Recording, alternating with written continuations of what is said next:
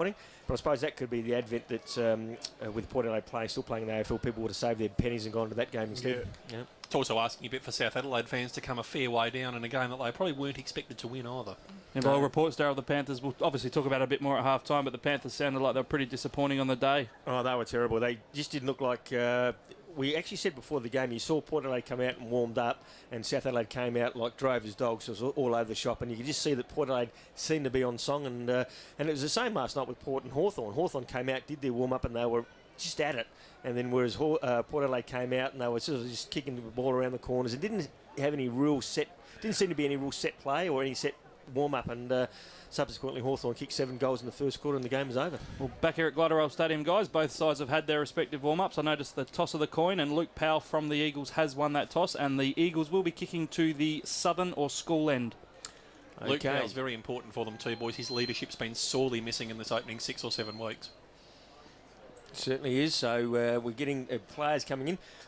Chris, you've got the umpires in front of you there? Certainly do. Toby Medlin, Craig Fleer and Leah Housen will be the men in charge today for us. Okay, you saw the female umpire in the reserves on Saturday, and looks like she goes all right. She does, she certainly positions herself very well. She's very strong in her actions, and there might be a chance down the track that we might see the first female umpire in a senior game of football in SANFL football. I'll be amazed if Eleni Gluftus doesn't get a game this year. Her positioning, as you mentioned, is fantastic, and she's very decisive with her decision making, which I like too.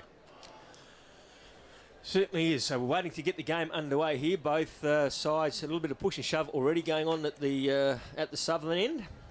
And so a bit of feeling in this game, you think, with the Eagles a lot to play for, to maintain that top 3 spot, and the Glenelg side, a lot to play for, that top 3 spot, and the Eagles just to get off the bottom spot and give themselves a chance to play finals football. And if they don't play finals, it's the first side since North Adelaide back in 1988 who's won the grand final, then not played the finals the following year.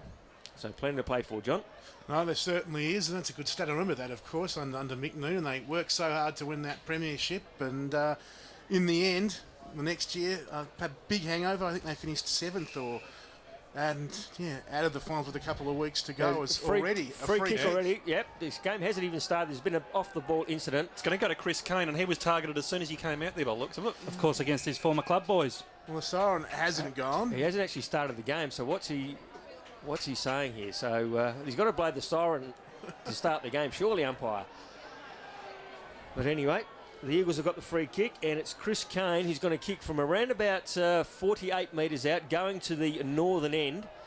A sensational start here as he comes in. He kicks on the way, and he has got it across the face of the goal, and it's through for a minor score. So the umpire hasn't even put his hand up to start the game, and there's a point on the board. Unbelievable stuff. Have we actually had the siren yet? No, we haven't had the siren start yet. Tenace is going to kick the ball back into play. We haven't had the siren. We're not going to get the siren by the sounds of things. This is unbelievable. Tenace out to defence of 50 where Logan marks for the Bays. I guess we've started. Has the game officially started? Yes. 35 seconds in, we'll say, as the kick from Logan towards Kirkby on the outer side. Not a great one, goes out of bounds on the full, and the Eagles will get the resultant free kick as it's with Sumner, but his attempt to mark is spoiled. The umpire wanted the ball to come back to that Eagles player out there to just restart things. And Thompson, this is the comedy of errors, because they've now kicked the ball back to Thompson and it's gone over his head and into the crowd. This is Benny Hill music type stuff. It is too, isn't it? Well, there still has not been a sign. I still don't know if the game has officially started, but we'll check the rule book on that. As Thompson, outside wing, drives the Eagles back inside 50. Kane in good position. Falling back there was Grokey. The ball went over all their heads, tight on the boundary line. Tenace in the right back pocket will be pushed over. There'll be a boundary throw in. Left forward pocket for the Eagles. They've got 1 point. We've been going 60 seconds in this sirenless game here at the Bay. Ball about to come spinning back into play. You knew that Kane was going to be targeted by his old teammates. Didn't quite give him the ultimate start. Button gets front position. He farms it down to his on-ballers. Coming out on the outer side there now is the player in Davenport. He can't quite get it away. Ball's just going to almost dribble over the boundary line. No, Eagles managed to keep it in. They put it up towards the hot spot. It's not going to be 15. Play on is the call. It slips through the hands of Robert Shirley, and we're going to have a ball up right in front of the scoreboard, which shows Eagles at 1 point. Glenelg get to score. The time clock has started, so we can confirm the game is officially now underway. Breeze blowing to the northern end too, guys. Grokey and Button. The latter gets the tap down. Slip through the fingers there of Bradley. Trying to overrun it there slightly was Rudolph. Just Grokey hacks it out of the pack. And it's going to be out of bounds on the full. That has struck the point post. And the Tigers are going to bring it back in through Mules. So, Mules, former Tiger skipper, very disciplined defender, sets the Tiger run away as it's taken at defensive 50 by Bradley. He hands off to Rudolph, who launches on towards that outer side wing. Ball comes off hands. The Eagles come up with it, but the handball was errant on that occasion from Thompson. Allen got it, gave to Trembath. His kick was smothered. Head over the ball was Snook. Looked to be taken without it. Ball spills free, taken now by Hall of the Eagles. His handball wasn't a good one, didn't find the target. Again, we see Tenace involved, getting it out towards Allen, and they work it back. Gill there, one of the young players on debut for Glenelg, goes towards Curran at half back, and Glenelg with a clearing kick towards that outer side wing. But again, another turnover. Lewis takes the mark. He chips over into the middle of the bay, over where Jarrod has the football for the Eagles. He kicks long to a 2-on-1 contest in favour of the bay. Staple was the sole Eagle. Rudolph will get there first. He's bustled over the line, left forward pocket, boundary throw in, 3 minutes gone. The Eagles 1 point. Glenelg no score. Daryl Smith, then Chris Kendall. Yeah, poor kick by Jarrod. They're going to a 2-on-1 competition. It's always going to be hard. Tigers bringing it back in at the Snouts outside, taking a mark right in front of them is Proud. So Proud keeping it down the lines. Next one in the line is Karga. So Jacob Karga still at grandstand side, half back for the Bays. We've gone 3 minutes in. Eagles 1 behind. Glenelg yet to score. Parry's got the fly at the back there. Couldn't quite get the mark. Jared's looking to mob up for the Eagles. He gets the handball over in the direction of Sumner. Now it comes back to Sikalilla from Parry. Parry gets it in the 1-2. Jarrod goes further afield by hand to Shirley. He's got Powell flanking him on the outer side grandstand. Brings it out towards the hot spot. It's going to set up for Lane. Lane fires a shot at 35 metres out. Kicks on its way. Ooh, rotten spot for a post. Minor score. 2 points the Eagles. Glenelg yet to score. 4 minutes gone first term. Well, the Eagles have done all the attacking early. Started off. No, the umpire's called it back, guys. He's actually kicked it over the line. So it's going to be a bounce up right on the 10-metre square. Just quickly, guys, John, you mentioned Harrison Gill making his debut from the Tigers, a youngster through their underage system, played with St Michael's, so good luck to him in his first game of league football. Ball at the top of the goal square, as I was saying, the Eagles have done all the attacking, and now they get a bonus here. Top of the goal square, bounce down. One down by Grokey in the ruck, tapping it back into open space, but it's Rudolph who runs onto it for the Bays. He kicks to the outside wing again, a turnover. Coming out of defence, it's Thompson who takes the mark for the Eagles. He chips up and finds Parry. Parry gets a handball off and the Eagles are away and running as day. The former Bay player goes inside 50. His kick snaffled though by Curran for the Tigers. He gives to Gill, and Gill a wobbly kick out towards half-back. Burrows through the Eagles' Sumner. Players diving in on the football. In the back. They're pushing the back called, and the Bays will come up with the football there with Kirkby at half-back, a long way from his forward home. He has the football on that outer side, right half-back, southern end of the ground, the primary school end of the ground. He brings the ball around here to left half back where it's Rudolph who handballs to Mules. The Bays just looking a little uncertain. Mules with the handball back in the direction there of Lynch, the Crow-listed player. And his kick, the fourth turnover coming out of defence for Glenelg in the first 5 minutes of the game, has landed at centre-half back, or centre-half forward for the Eagles in the arms of Powell. So Powell with the big black knee brace on goes inside 50. Grieger makes space. Usually playing at the other end of the ground today, starting up forward and marks, 35 out straight in front. Yeah, Grieger, that was a great kick by Powell. He just took his time. He enabled the Eagles players to get back there. Grieger then ran into the open space and the kick from Powell was spot on. And Grieger has actually marked the ball in front of the scoreboard, which says it's the Eagles by 2 points. They've done all the attacking so far. And they probably should be a little bit further in front, but haven't capitalised on their opportunities. Grieger, with that awkward kicking style, comes in and he has missed to the far side. So another behind on the board to the Eagles. They go to 3 straight, and Glenelg yet to score. 5 minutes gone, first quarter. These are ominous signs, I must admit, for Glenelg on a couple of levels. A, so many turnovers, and B, when Benny Grieger's having a shot inside the opening 6 minutes, they would need to wake up reasonably soon, the Tigers. They bring it back in and it comes to Rudolph. Grandstand side half-back. He chips further down the lines. Gets a mark out here in front of the stand. That was in the form of Logan. Comes back in from Milne. He handballs off to a teammate in all sorts of trouble. He's been bundled over the boundary line and we're going to have a throw-in. Gee, a bit unlucky. I thought they'd not be given a free kick for in the back. Yep, Karga was the unlucky player. About 80 metres around from the Glenelg goal. They're yet to score. Eagles 3 points, 7 minutes gone. First term here on RPH football. Parry and Button. Comes out, Curran gets the tap down. He was looking for Allen. Allen's been burrowed from underneath there. Gee, that could have almost been a slide tackle, I reckon. His feet taken from under him. Umpire disagrees. Going to have a ball up. Half forward, side of the centre square for the Tigers. Umpire comes in. Lovely bounce. Shane Harris, you'll love that one. Comes down to Ellis Yeoman, who handballs off to the running Goldsworthy. Pops it into the centre of the Glenelg oval. It should set up now for Chris Kane. Kane comes back inboard. He thought about going inboard to Goldsworthy, but opts to pop further down the ground. Does end up now in Goldsworthy as the crumbs. He fires from 40 metres out. Minor score again. Peppering and wasting opportunities. The Eagles 4 behind. Glenelg yet to score as we tick over towards 9 minutes. Mules brings the footy back into play, just kicks to himself, then chips out towards defensive 50 where Rudolph, who's got a lot of the footy early in that defensive half of the ground for Glenelg. He took the mark, drove the kick down that outer side wing looking for Kirkby, fisted out of bounds, boundary throw in. Often you'll find that a side that has all the play and doesn't score, the opposition will take the ball down. And the first time they get in their forward 50, they goal, and it really does upset the apple cart. Exactly right, Daryl Smith. 9 minutes gone in this first term, and the Eagles have had all the play. And all they've got to show for it is 4 behinds as Glenelg, with Milne at half back, they work it round nicely with some handball. It's Holmes on the outer side wing. On here. Little chip kick has got Logan at half forward. He took the mark, stops, props, plays on, swings onto the left boot inside 50. What's he got on the lead? McKenzie for the Eagles coming out strongly, and he'll get a free for a punch over the shoulder there from McGinty and the spoil. The umpire thought he clipped the ear, so McKenzie will take that free. Deep in the defensive 50 for the Eagles. He chips out looking for Ellis Yeoman. The ball goes over his head. Picked up by Lewis now for the Eagles though. Backing his teammate up well. Has a couple of bounces as he streaks down the outer side wing. Kick over the head of the pack at 50. It's about 35 from the goal for the Eagles.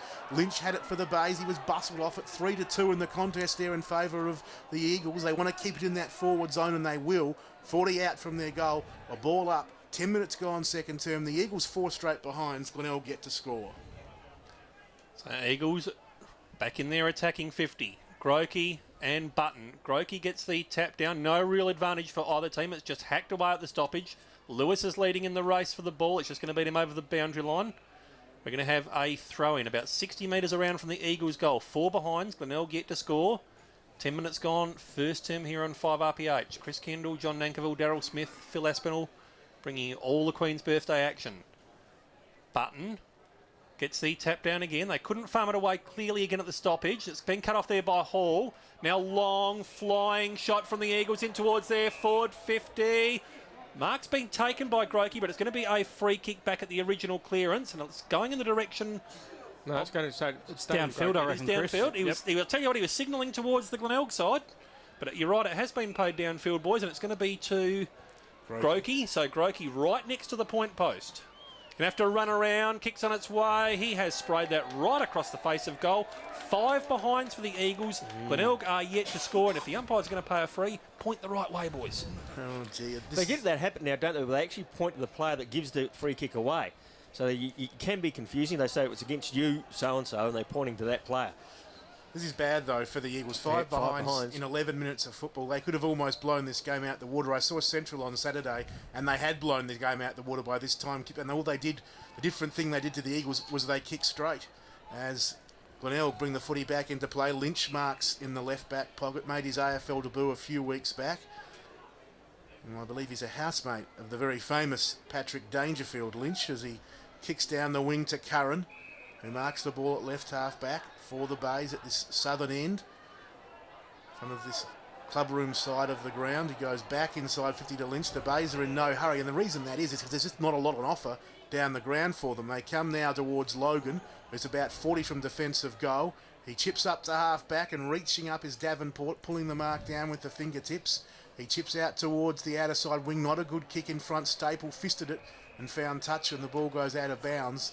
And that left half forward position for the Eagles side. And the game, really, the majority of the first 12 minutes of this game, I would say 90% of it has been played in this attacking half for the Eagles. But as we say, they haven't put the score on the board. So the 2/28s go up for it. Killen, the debutant for the Eagles, gets the tap down. He's in there trying to create the stoppage as well. Good work. Comes back and gets it in the third instance. Now it's with Powell. Powell wheels around and pirouettes. Hands it off to a teammate who pokes it in towards that forward 50. They're looking for a mark down there. Can't quite get at the Eagles. It'll slip through Hall's fingers.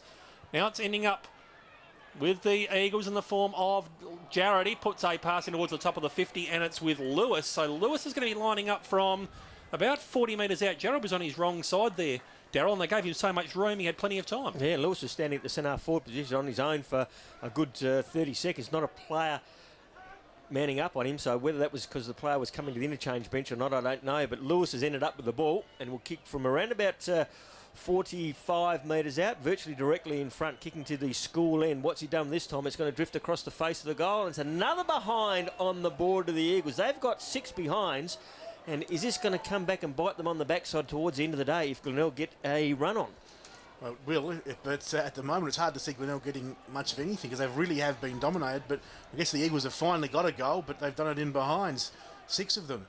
Mules plays on out of that back pocket, drives towards half back where the pack forms. Big fly from Sumner at the back. He'll end up with the ball as it ricocheted back to him. Out of bounds. Runs out of room and there'll be a boundary throw in. We talk about the Eagles dominating early, guys, not putting the score on the board. The inside 50 count, unbelievable, 10-1, and the Eagles yet to have scored a goal on the scoreboard.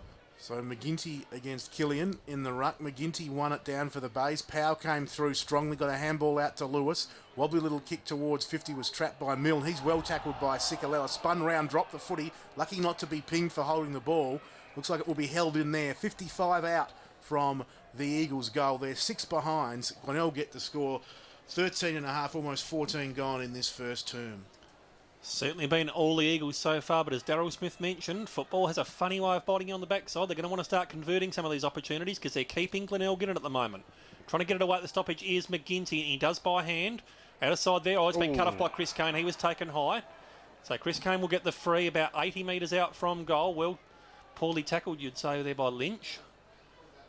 So Chris Kane got a few options presenting for him to the side. He chips further down the lines. He's going to get a strong mark out there. Looks to be Staple. So he's still too far out to score, I reckon. He's got, Goldsworthy's streaming into open space there on the 50. He's going to have to go himself now, I reckon, Daryl. He certainly will. So he's going back for the long run and shot at goal. He does have the breeze, which is favouring the school end here of the lighter roll oval. So if he gets it up high enough, the breeze might carry it. But he's coming in from right on 50. The kick is on its way. Looks a better looking kick. He's going to be touched right on the line. And another behind on the board of the Eagles. 7 straight they are, and the Glenelg side yet to score. Is it 7 wobbly? 7. It is indeed, really. I mean, this ball comes out here to half back for Glenelg from him. But when we talk about the Eagles' dominance, but this is where it's been falling down for the Bays, coming out of defence. 4 turnovers in the first 5 minutes. They've done all right here as Milne's found Trembath on the members' wing, drives them towards the cusp of 50. Kirkby was up, fisted down from him. Here's little Bradley picking up 55 out, kicking it towards the hot spot. 1-on-1. Kirk caught behind, knocked it down. Diving Glenelg player came in. Riley McFarlane in there as well for the Bays, and there'll be a ball up. The other thing that this does do, boys, is it gives Glenelg some confidence. They know how badly they've been playing, but yet they haven't had a goal kicked against them, and they kick 1 goal here, all of a sudden they're a point behind. Bounced down 20 metres out from the Bays' goal. Parry against Kirk, the 2 number 4s. Coming through without the football was Trembath for the Bays.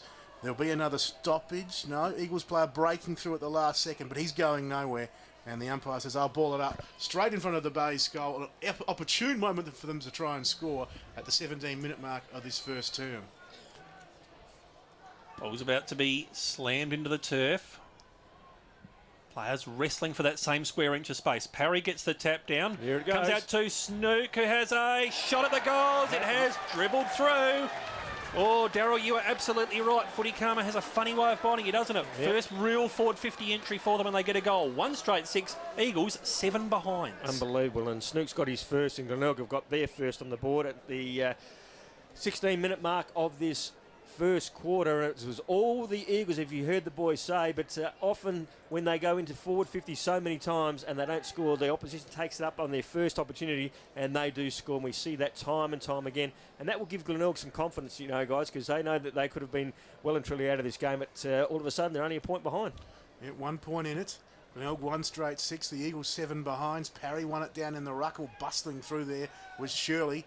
Good driving in heavy traffic, as Alan Jeans used to say. He kicks out towards half forward, nicely trapped by Staple at 50. If he can get on the boot, here's a chance for the Eagles. He kicks towards the goals, and he kicks a goal for the Eagles. And listen to the roar as the Eagles get there first after 7 straight behinds. They go to 1-7-13. Glenelg 1 straight 6, 18 gone in this first term, and well, sparks them into action, doesn't it, Darryl? It certainly does. Stable getting his first, but the centre clearance work was what got the ball out to Stable for the Eagles. They just worked it hard, and the player in particular was Shirley, who just worked the ball through the midfield, got it out towards Staple, and Staple just ran away from his opponent and kicked truly for his first goal. Good centre clearance. Staple, 42 games, 42 goals. He's got the average on pat, so he might put the kicking boots away for the rest of the game and keep the mathematicians happy. We're back in the centre of Glenelg Oval. 1-7-13 the Eagles. Glenelg 1 straight 6. The bounce is to the advantage of the Tigers, if anything, but Parry is able to shore it away at the stoppage. Glenelg leading in the race for the ball, and they should be able to rebound now off half-back through to Nace. He goes back by hand inboard to Curran. Curran goes back inboard to the forward the defensive 50 with a handball to Lynch. Lynch just tries to hack it away from the danger zone and does to Rudolph. Rudolph on the outer side there of the Glenelg Oval. Davenport's been taken on the tackle. He's dispossessed. Glenelg player taken over the shoulder. Umpire disagrees. Hall coming back inboard now to Day. Day just tries to dribble it away from the danger zone, but the Tigers have got numbers and are able to affect the clearance, looking for Kirkby. So Kirkby, 80 metres out, too far to score. Brings it inboard. Where taking it is Holmes. Holmes 60 metres out from goal. He's also too far out to score. Needs to just poke it in towards the forward 50, looking for Trembath. They've got numbers down here, the Eagles, and they should be able to clear it away now, and they do. Working back into traffic is Shirley. Whizzing, turning, wheeling. Brings it back inboard. They go back now by hand. The last link in the chain is going to be Sikalella. He should be able to handball away and does to Sumner. Sumner goes back inboard by hand to Powell. They're mucking around with it, the Eagles. Kick the thing for goodness sakes. The ball's on the outer side there. So many handballs right on the 50-metre line. We're going to have a stoppage. Umpire's circling and waiting. He's letting it play. Good work from the umpire. Let it flow. Comes out board the Tigers. That's going to be a free kick. In the back. It's going to the Eagles' way. So the Eagles to relieve now off halfback. It comes back inboard. It was a dangerous kick, but Shirley was able to take it in the defensive 50. He brings it out and board to this outer side. They've got runners moving out now for them, the Eagles. They take a bounce, chip it over the top and bring it back inboard, where it's Chris Kane, who received it from Thompson. He pokes it in towards the forward 50. Terrible pass. Only person he's able to pick out is Rudolph in the defensive half. Rudolph with the footy as we've ticked into time on, approaching the 21st minute now of this first term. And the Bays at half-back through Gill. His kick smothered by Ellis Yeoman. Tight on the line. In the end, the ball goes out in that right forward pocket, southern end, right there in front of the Bays cheer squad for Laspinall, the Snouts Louts. Yeah, you mentioned Sam Rudolph. He's the leading stats getter on the ground, winning plenty of free disposal in the back half, has 8 possessions already. Chris Kendall, you mentioned the Eagles just overusing the handball. Of their 62 possessions, 25 of them have been hand passes. As Lynch trying to break through deep in that defensive 50. A little handball of sorts out, but sort of got knocked right back to him after he handballed it. And finally the umpire says, look, it's going nowhere, boys. I'll ball it up. 35 out from the Eagles' goal. They lead 1-7-13. Glenelg 1 straight 6. And the Eagles scored all those 7 behinds on the trot before they got their first goal as the tap out down to Ellis Yeoman. The Eagles youngster is wrapped up by 4 Bays. And there'll be another ball up. Putting about 10 metres further out, around about 45 metres out now at that southern end goal for the Eagles. As we see Lynch up unopposed in the ruck, won it down to Milne. He gets a kick towards half-back. It bounces over the head of Thompson. Kirkby there, trapped it, lost it though under pressure. Out of bounds, left half-back for the Bays, right half forward for the Eagles, this southern end of the ground. And the crowd certainly built up, guys. You can see a fair bit of crowd on the outer side there, and particularly under the scoreboard, which reads the Eagles 1-7-13, Glenelg 1 straight 6. 21 minutes gone. McGinty gets the tap down towards Allen. He's been taken high by Lewis, but breaks away from the tackle. Handballs into the centre to Curran. Oh, Curran's almost caught. He had to just get the handball away quickly, and he does. Unfortunately, it's to the Eagles. Lands in the hands of Lane, who has a flying shot at the goal. You know what's going to happen, though, with the Eagles kicking. Yep, minor score. 1 goal late, 14. Glenelg 1 straight 6. 21 minutes gone. First term. This is unbelievable. It certainly is. They're playing well, but they're just not making Glenelg pay on the scoreboard. It's just really unbelievable is the word, as Davenport from defensive 50 goes to that outer side wing. Rudolph very good, as Phil Aspinall mentioned, their leading stats winner in this first term. He's got it on that outer wing position, kicks towards half forward, fisted away by the Eagles defence. Jared front and centre was good. He got it over to Raymond, who finds Shirley at centre half back. Handballs over the top, so it's a task for Sikalella. He's wrapped up by Milne. but Ticklemiller managed to get it out to Raymond. He got it back in a handball. Now he's been infringed, so he gets another touch, which he gives to his fellow veteran in Mackenzie, who gives to Shirley, who kicks for touch on this clubroom side wing and finds it. And there'll be a boundary throw, and as Powell comes from the ground for the Eagles. And it's a fair knee brace he's got on there, isn't it? It is indeed. Big black knee brace that Luke Power was wearing. On that knee he injured early on in the season. As the ball spins back into play, Parry in front position, won it down, taken by the Bays, Bradley. He kicks them back towards half forward, bouncing ball. Thompson there for the Eagles, knocked it down. Trembath though runs onto it. He's 35 out, not in the position to take a shot. He squares it up and it's a wonderful kick. Mark or free kick, take your pick. Bradley it is for the Bays. He's spat 40 out straight in front, and he can go back, and if he's accurate, well, he can put them within 2 points. Unbelievable, isn't it? The kick was spot on, and Bradley had to stand his ground. He was either going to take the mark or get a free kick for a high tackle, but he's taken the mark anyway. So Bradley now from, well, we'd say about 40 metres out, directly in front, kicking to the northern end. The kick is on its way, and he has missed it as well. So, gee whiz, the kicking boots aren't on either sides. That's a gimme there from that distance, guys. 40 metres out, directly in front, with hardly any breeze to worry about. Disappointing. Eagles to bring it back in through Mark McKenzie, the former skipper, commuting each week, of course, in his job with Hawthorn. McKenzie, he's looking to bring it in on the outer side. Chips down the line to Sumner. So Sumner takes the mark, outer side, back pocket. His team leading by 7 points. It could be so much more, but for good cooking. He chips across the ground into the defensive goal square where Day takes it. He was looking for Sikalella. Little bit too hot for him. Button gathers it. Couldn't quite get clear disposal away. Now it comes back in the hands of Bradley. Bradley handballs off to Davenport. Dances, twists, turns. One too many turns, I suspect. Now it ends in the hands of Kirkby, who couldn't quite get away. As a matter of fact, that was Milne. So the Eagles should be able to clear it away from the danger zone. So in position A there was the play in Goldsworthy. He was infringing. He's going to get the free. Gill, the offending player. So Goldsworthy, outer side halfback for the Eagles. Leading by 7 points. 1 goal, 8-14. Glenelg 1-1-7. Goldsworthy keeping it in on this grandstand side. Gets onto the left foot. Gee, that's set up for Button, you would think, in position A. Takes it easily. So Lockie Button wants to try and bring it back in quickly. He's been called to play on. Does get the handball away just in time to Lynch. Lynch pokes a clever kick inboard. Now Rudolph receives it from the marking player who was Holmes. Comes back inboard now to Tenace. Tenace in the centre of the Glenelg oval. He's got time and space to wheel around onto that right foot. Kicks on its way, 60 metres out. It's going to end up in the hot spot. Good punch in there from Sumner. They've got numbers at the front of the ball here. Power, and that's Powell. Oh, Powell belies his years. Pokes it further afield. It sits up now for Staple. He goes back inboard there. Oh, the Eagles player dropped it cold. Got to be holding the ball, and that was Shirley. It's going to be a free kick to the Tigers. Davenport. They've stepped up a bit here, the Tigers. They sure have, as Davenport goes to Bradley at the true centre half forward position. He chips out now to the run there of Karga for the base. 60 from goal. Young Karga swings around and kicks it to the pocket. Kirkby flew high in between two Eagles, but the numbers beat him in the end, and it's fisted out of bounds. Right forward pocket, northern end of the ground, and there'll be a throw in. 26 and a half gone in this first term, and the Eagles lead by 7 points. As we prepare for the ball to come back into play, Parry works himself into front position, but it's the Bays at the bottom of the pack. Karga slung round in the tackle. Ball spills free. Another Bays player being tackled there, McFarlane. And again, the ball loose. Raymond has a chance to clear for the Eagles now. Bouncing ball to the defensive 50. Chris Kane grabbed it. He was in turn grabbed by a couple of Bays. And who's going to be holding the ball? Yeah, I think you're right. I was going to say the umpire watching proceedings carefully. Now he's bent down, said, yet holding the ball indeed. So a free kick will go the way of the Bays, and the player coming up with the football, he's 35 out, 45 degree angle, is Davenport. It was interesting that Davenport was on the bottom of the pack there, and the umpire paid holding the ball. Davenport was the only one over the top of it. So how could he get the free kick and be...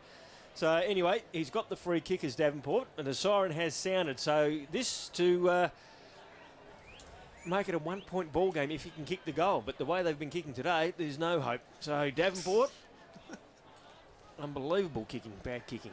So Davenport now from just inside 50 comes in. The kick is on its way. He's kept it low, and it's, guess what? Strip it across the face of the goals, and it's no score. So a didn't make the distance. So the final score at quarter time sees the Eagles 1 goal 8. Yes, 8 behinds in that quarter. They are 14. They lead Glenelg 1-1-7. 7-point margin in favour of the Eagles. Goal scorers, Snook 1 for the Glenelg and Staple, the sole goal scorer for the Eagles. We'll go back to the studio here on 5RPH Football and we'll come back and we'll wrap up the first quarter of this game between the Eagles and Glenelg. Home truths after the final siren. I actually heard parts of that last week and it was quite eye-opening stuff, and they've obviously come out to try and impress, but the problem is, Daryl, they're almost trying to over-impress by they're being too eager to rush things and they're too eager to take their opportunities. They've almost got to take that half step back now and just steady that little bit to try and curb the eagerness in the sake of accuracy. Yeah, but the thing also, Chris, is that some of the shots they have missed haven't been hard ones. No. You know, they've been 40 metres out directly in front, and league footballers of today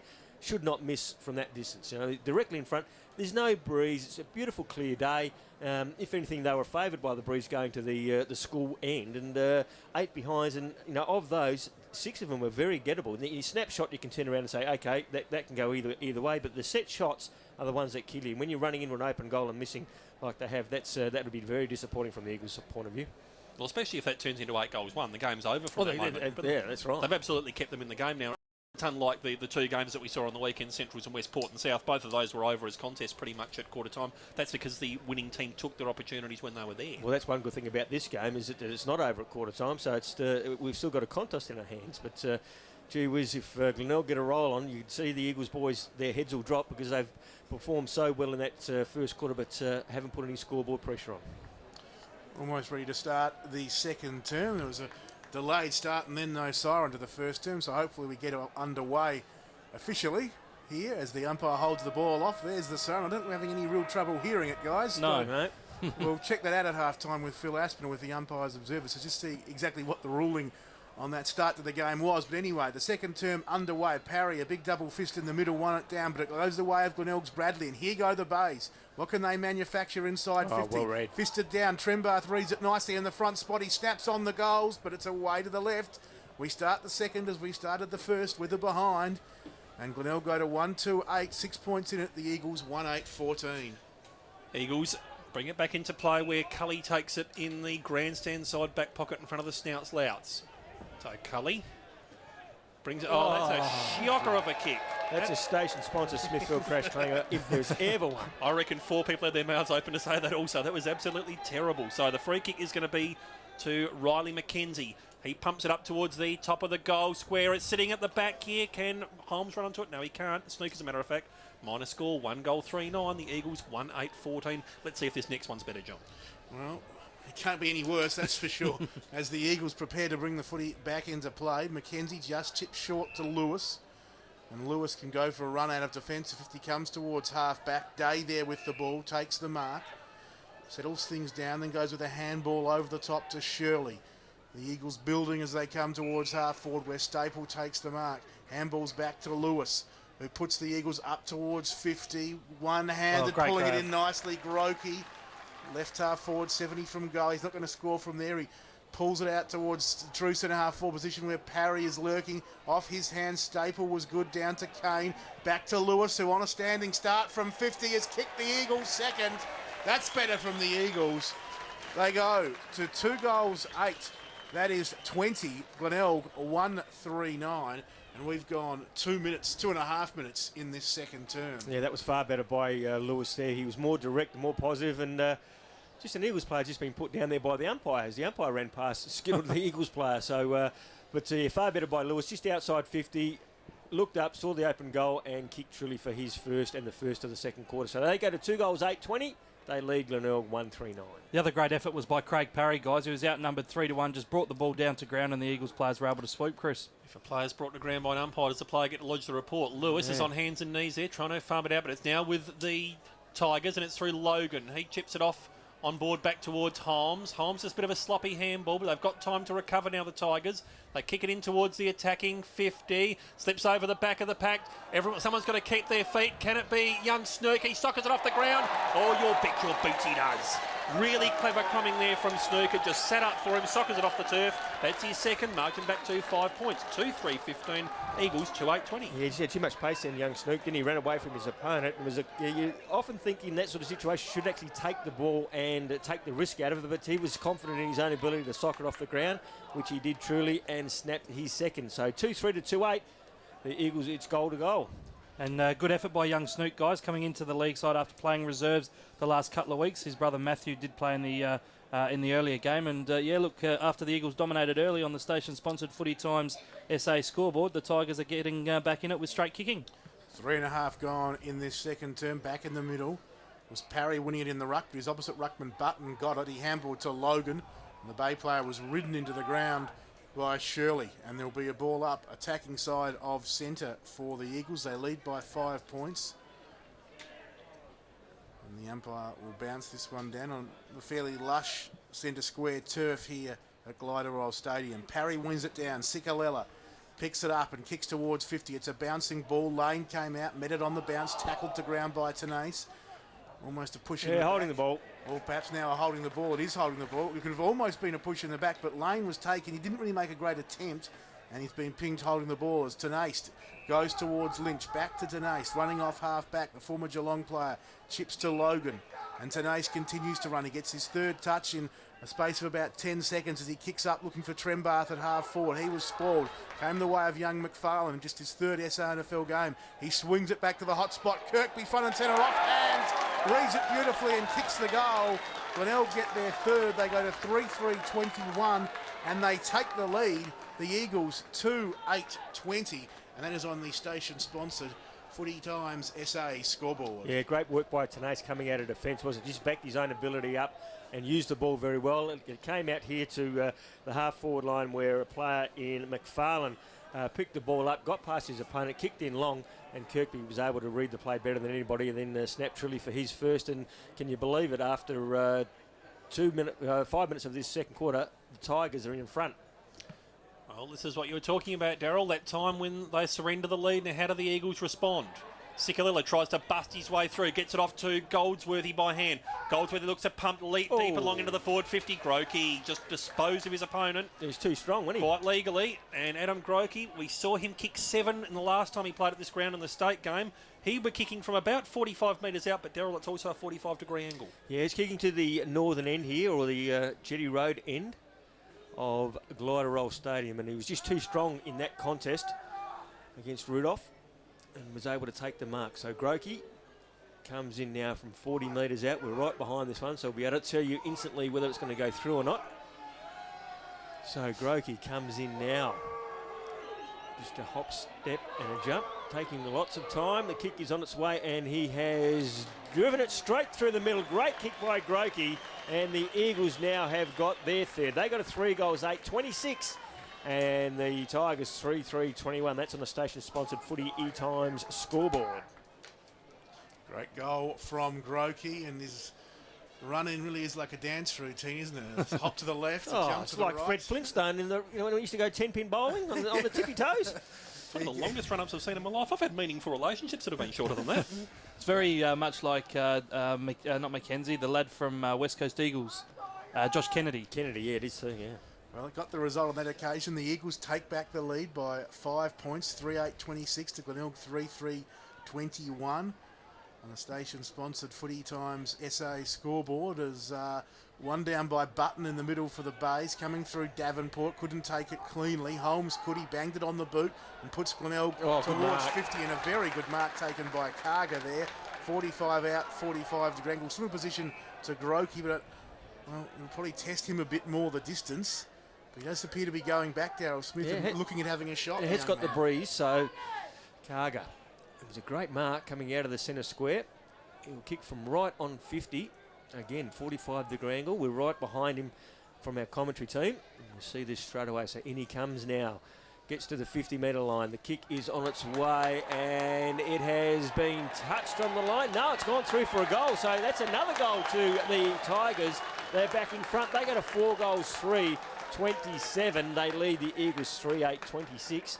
And that was a fantastic kick by Karga. It went straight as an arrow, and he certainly had no doubt in his own ability, John.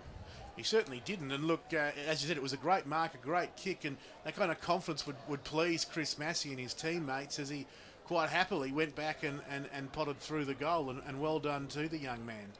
Well, after an ordinary kicking display in the first quarter when they were kicking like the Queen, now they're kicking like kings, both teams. Beautiful work now. 4-3-27, the Eagles at 3-8-26. Ball's back in the centre. Lewis gets the secondary tap down. Leading in the race for the ball is Button. He twists and turns through traffic and pumps it up towards centre half forward. Big fly taken out there. It's going to land now in the hands of the Eagles through Sumner. Just gets the handball away in time to Lewis. Lewis on the left-hand side. Gets it off by hand to Raymond, who pumps it out towards this grandstand side where Goldsworthy takes it. So Goldsworthy wheels around onto that trusty left foot. He's looking for Staple. Long lead all slipped through his fingers. Just looked up at the wrong moment, Daryl. He could have taken the chest mark. Yeah, should have held that. Very poor effort. So the mark dropped about 55 metres out from the Eagles' goal. They are trailing by 1 point as we tick over towards 9 minutes in this second term on RPH. Ball spins back into play. Tap down. Trying to burst his way through his lane. Heard the voice of Shirley and honoured that. Went back by hand. Shirley just pokes it into the pocket. Did Goldsworthy take that inside the field of play? Just. So he's going to be lining up about 30 metres out. Now he brings it back inboard, rightly so. Got a teammate in towards the forward 50 who takes it. That's Lane. Lane sends it up towards the hot spot. Couldn't quite take it there was Parry. Tigers should be able to relieve here, you would think. They just get it away. Oh, then they've coughed it up into the hands of Goldsworthy. He's coughed it straight up towards Mules. It's a comedy of errors. John, give us some sensibility among the comedy. Well, the Bays, they're going to continue, I'm afraid, the comedy of errors as we see Bradley fumbling at defensive 50.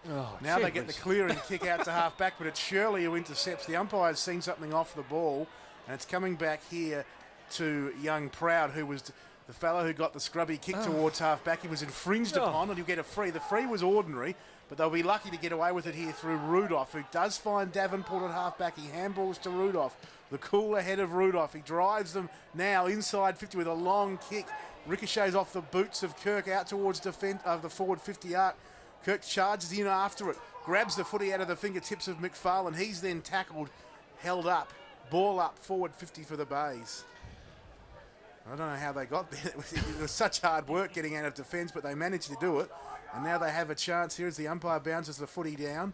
Oh, big fly in the ruck there on that occasion by Killian. Come for the Eagles. Came the way of Ellis Yeoman. The Eagles go back into the middle of the ground. Button was there. Went right through his hands. Now the loose ball towards Lynch. The crowd are getting frustrated now with these errors, and I don't blame them as Tenace kicks into the middle and finds Milne. Holmes measures the kick inside 50, but it's straight to an Eagles player, Sumner, who I thought dropped the mark, but he did actually take it, then decided to play on, which probably wasn't the wisest move. He kicks out to half-back. Logan there for the Bays, knocking it down towards Curran, who slides in on hands and knees but can't pick it up. And the Eagles have a chance to come away as the handball out to Sumner. He streaks down the outer side wing, gives to Lane at half-forward. Run to 50, run to 40. Have a shot, young man. He does that, but it's away to the right and through for just one behind. And the comedy of errors is ended with an error in front of goals. The Eagles 3-9-27, scores even, Glenelg 4-3-27. Some of the skill errors here have been absolutely deploring, guys. I mean, missing the body from 5 metres away, hitting the ground when you're kicking, absolutely, schoolboy stuff. That was Travis Lane's third behind as well, Chris. So Jared receives it from the kick in and goes on the right foot, pumps it up and towards the 50. What do you know? Straight into the chest of Sam Rudolph. Daryl, if you show the Foss boys some SANFL skills, make sure it's not the last 5 minutes. Now it's with Davenport in the grandstand side back pocket. He handballs over the top. He puts his teammate under a little bit of pressure. Comes out now by hand towards Gill. Gill keeps it on the grandstand side. Pokes it up. What do you know? Straight to an Eagles player. Luke Thompson this time. Thompson puts it into the centre of the ground. It's to the feet of his teammate, as a matter of fact, this time. In Killen. Now, who only knows where this next disposal is going to go to? It's Jared. Oh, he should be pretty safe. He's on his left-hand side, you would think. Looks to bring it back inboard. That's a pinpoint pass straight into the hands of Ellis Yeoman. Thank goodness for that. Sanity restored. He gets Sumner on the grandstand side by foot. Sumner pokes it in towards the top of the centre square, but the Tigers affect the turnover. They kick it up towards the attacking zone. There's only 2 players down there. Leading in the race for the ball is Trembath. He streams into the goals. Oh, beautiful tackle there by the Eagles in Cully. He wraps up Trembath in a secondary tackle. That stuff is really inspirational, and he's been pinged for holding the ball, Trembath. Cully was gone for all money. He kept chasing him down, gets the Free kick away. Now it's with Raymond, who spills the mark in the back pocket. Now he overruns it. This is going to dribble over the boundary line, you would think. No, he comes back inboard. Raymond gets it in the 1-2. Heaven only knows where this next kick's going to go towards. He puts it to the top of the 50. He was looking out there for Killian. That slips through his fingers. Trying to restore some sanity now is Hall. Now it comes out to Sumner, grandstand side. Gets it out to Mackenzie, who pirouettes around. He pokes a pass in towards the top of the defensive 50. Gets a mark out there in the form of Day. Day sends it inboard to Powell at the centre of Glenelg Oval. 12 minutes gone. The scores are level and Powell is streaming through the middle of the Bay Oval, kicking inside 50. Rudolph fists away. The trainer has to hurry. The water technician to get out of the way down there. There's a ball fisted towards half-back. Eagles play head over the ball. Attack strongly. Ball spills free. Goldsworthy's asking the umpire, where was my free? The umpire says, we'll ball it in, Matthew. John, the way some of these players have been kicking, I'd give the water player the ball at the moment. Fair call. 70 out from the Eagles' goal. As I said, the scores are level. 3-9-27 to 4-3-27. It's the Eagles who have kicked the 9 behinds. They thump the ball towards their forward 50 arc. Powell over it, bustled off it by Allen. It opens the door there for Lane. He kicks inside 50. This is better, and Staple takes the mark. 40 out straight in front. Now, surely a key forward like Staple, as Chris said earlier, 42 goals, 42 games. He'll go back and kick the goal for the Eagles. Well, you'd think so, but anything can happen today. It's been a comedy of errors so far. Staple now from the true centre-half forward position, directly in front. Will kick from around about 48 metres out. Gee, takes a long run up, doesn't he? Back in the centre of the ground, comes in now, kicks from just inside the 50. The kick is on its way, and he has got it. So sanity prevails here. Staples got his second, and Glenelg have got their fifth. The Eagles, have got their fourth. They go to 4 goals, 9-33. Glenelg 4-3-27. That's on the station-sponsored Footy E-Time scoreboard. It finally took a forward line player that could just execute some good skills. Staple, dangerous in front of goals, took a strong mark and finished truly. And yeah, this quarter to date, guys, has just been uninspirational. The skill level's been almost deplorable at times, and it's almost a comedy of errors throughout the quarter. Chris Kendall.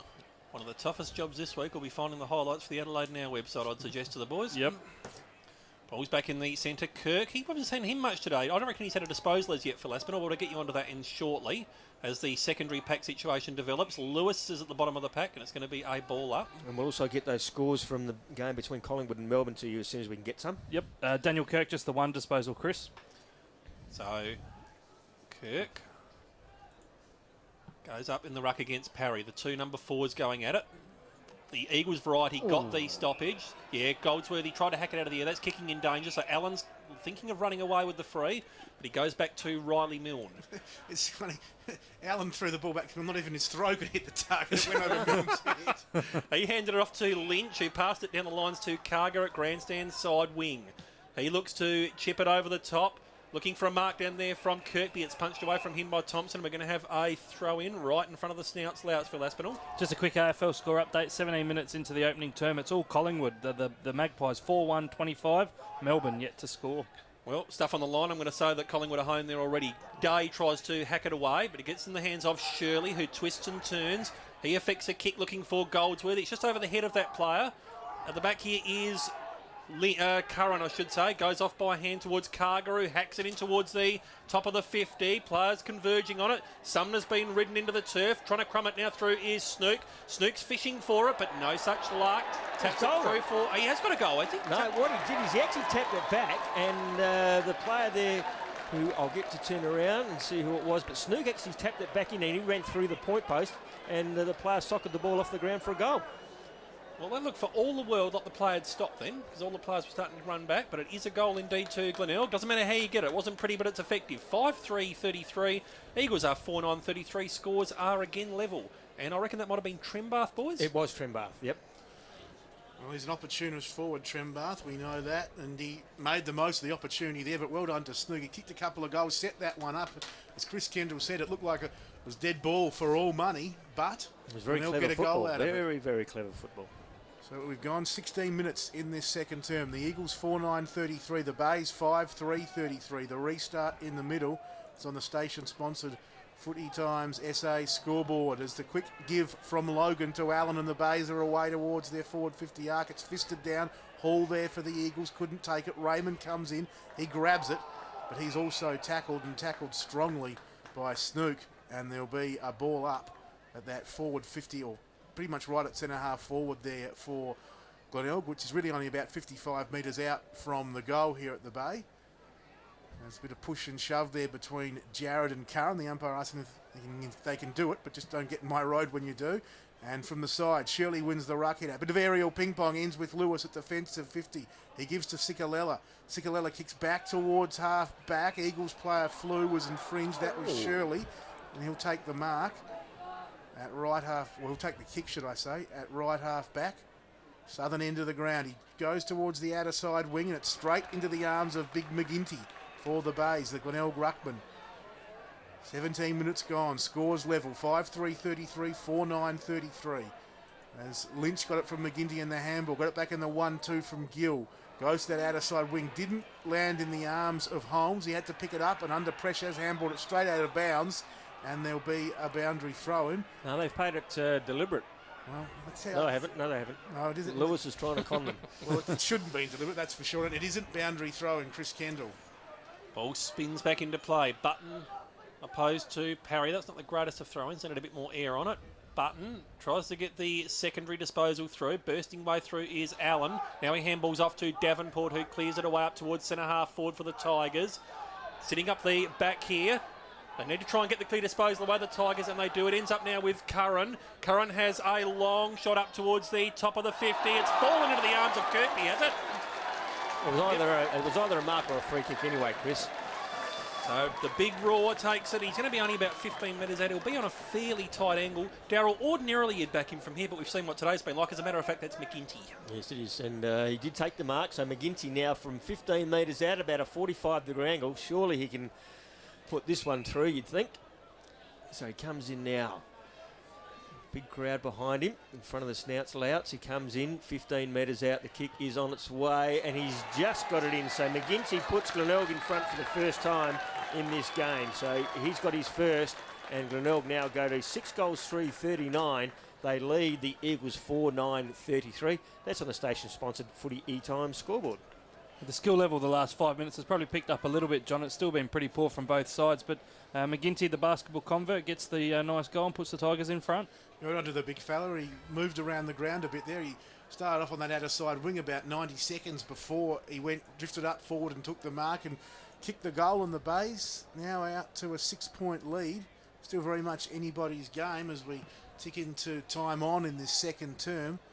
As back in the middle, Parry won it down the ruck, comes to Goldsworthy. Now it's with Hall, back towards Sumner. Sumner to Lewis. Lewis missed the target, and Sumner comes in and fixed it up and handballs back to Lewis. It was a throw, according to the umpire, and it'll come back. No, it's coming back to Sumner. Over the shoulder. He got him over the shoulder, yeah, but I reckon he threw it too. Well, it did look like the old crow throw there as Sumner comes up towards 50 with the free kick. Ellis Yeoman went to ground with his opponent there in Gill, tight on the line. Sikalella does well to keep it in. The boundary umpire had the whistle to the mouth, but a great smother by Gill from the Sikalella kick. Ricochets back to Allen, who gives to young Gill. Well done, young man, as he kicks towards the members' wing over the head of the pack, but Trembath will run onto it. 55 from goal. He chips up there looking for McKenzie. McKenzie wrestles him out of it. Bought the top of the defensive goal square for the Eagles. McKenzie has time to pick it up on the bounce, come towards half-back, where Parry marks the ball. And Parry looks to deliver further afield there. That's almost been cut off by the Eagles. Where Davenport just let his teammate go through. They now pump it up towards the top of the forward 50. Good punch at the back here by the Eagles. It should sit up there now for Shirley. He tries to work his way through. Spun around on the tackle. I reckon that's almost holding the ball. Now it's going to come out to Snook. Now he handballs off. Firing on the goals is Logan, and Logan pops it through. And the margin is now out to 12 points. Biggest of the game so far. 7-3-45.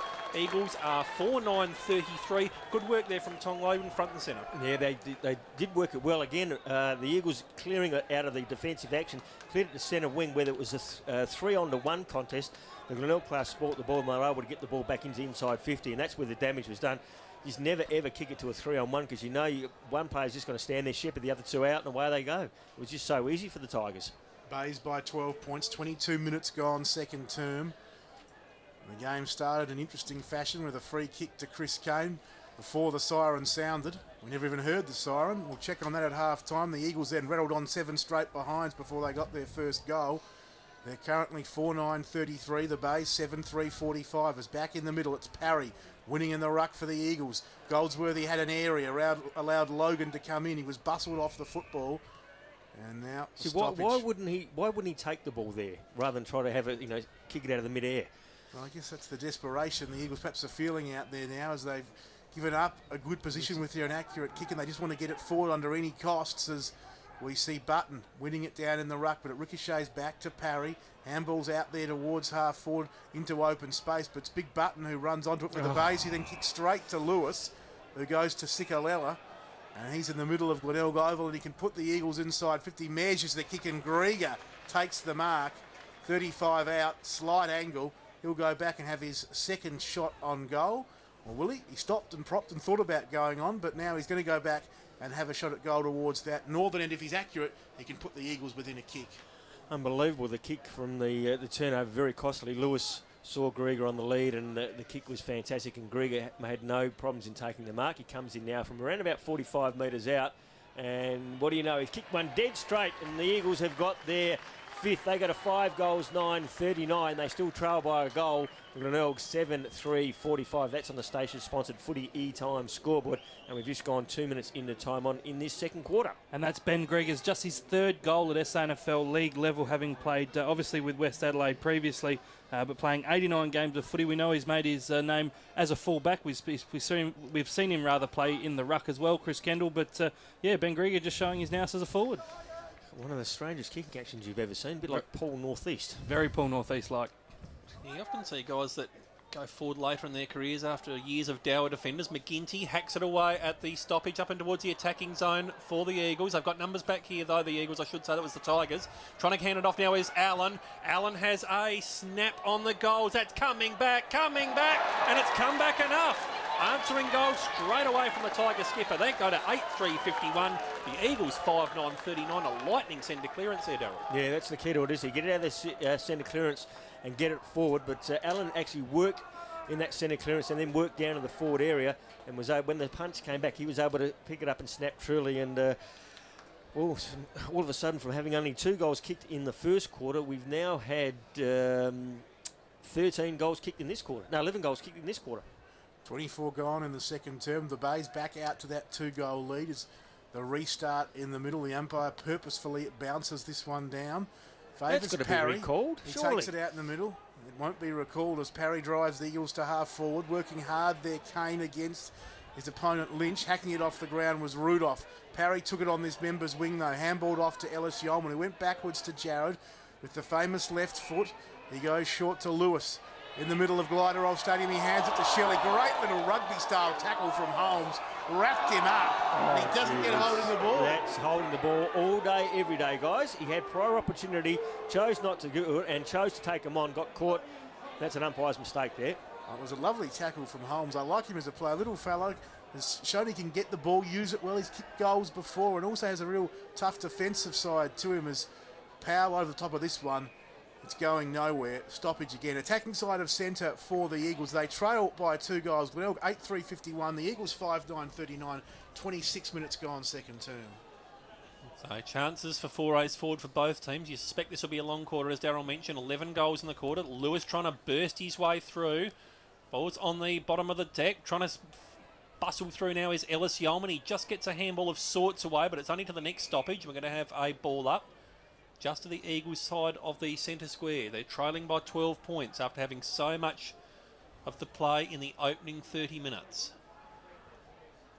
Parry gets front position. He was taken around the neck there in the ruck knockout, Parry. That was pretty clear. Not sure what the Glenelg fans are complaining about. Parry just on the attacking side of the centre square. He looks to poke it long and direct. He's looking up for Staple, who takes it. No, it's Grieger again.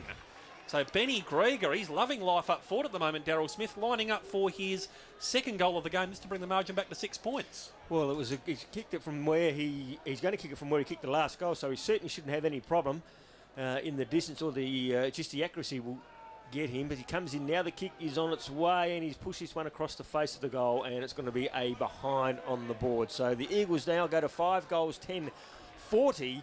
They trail Glenelg 8-3-51. That's on the station-sponsored Footy E-Times scoreboard.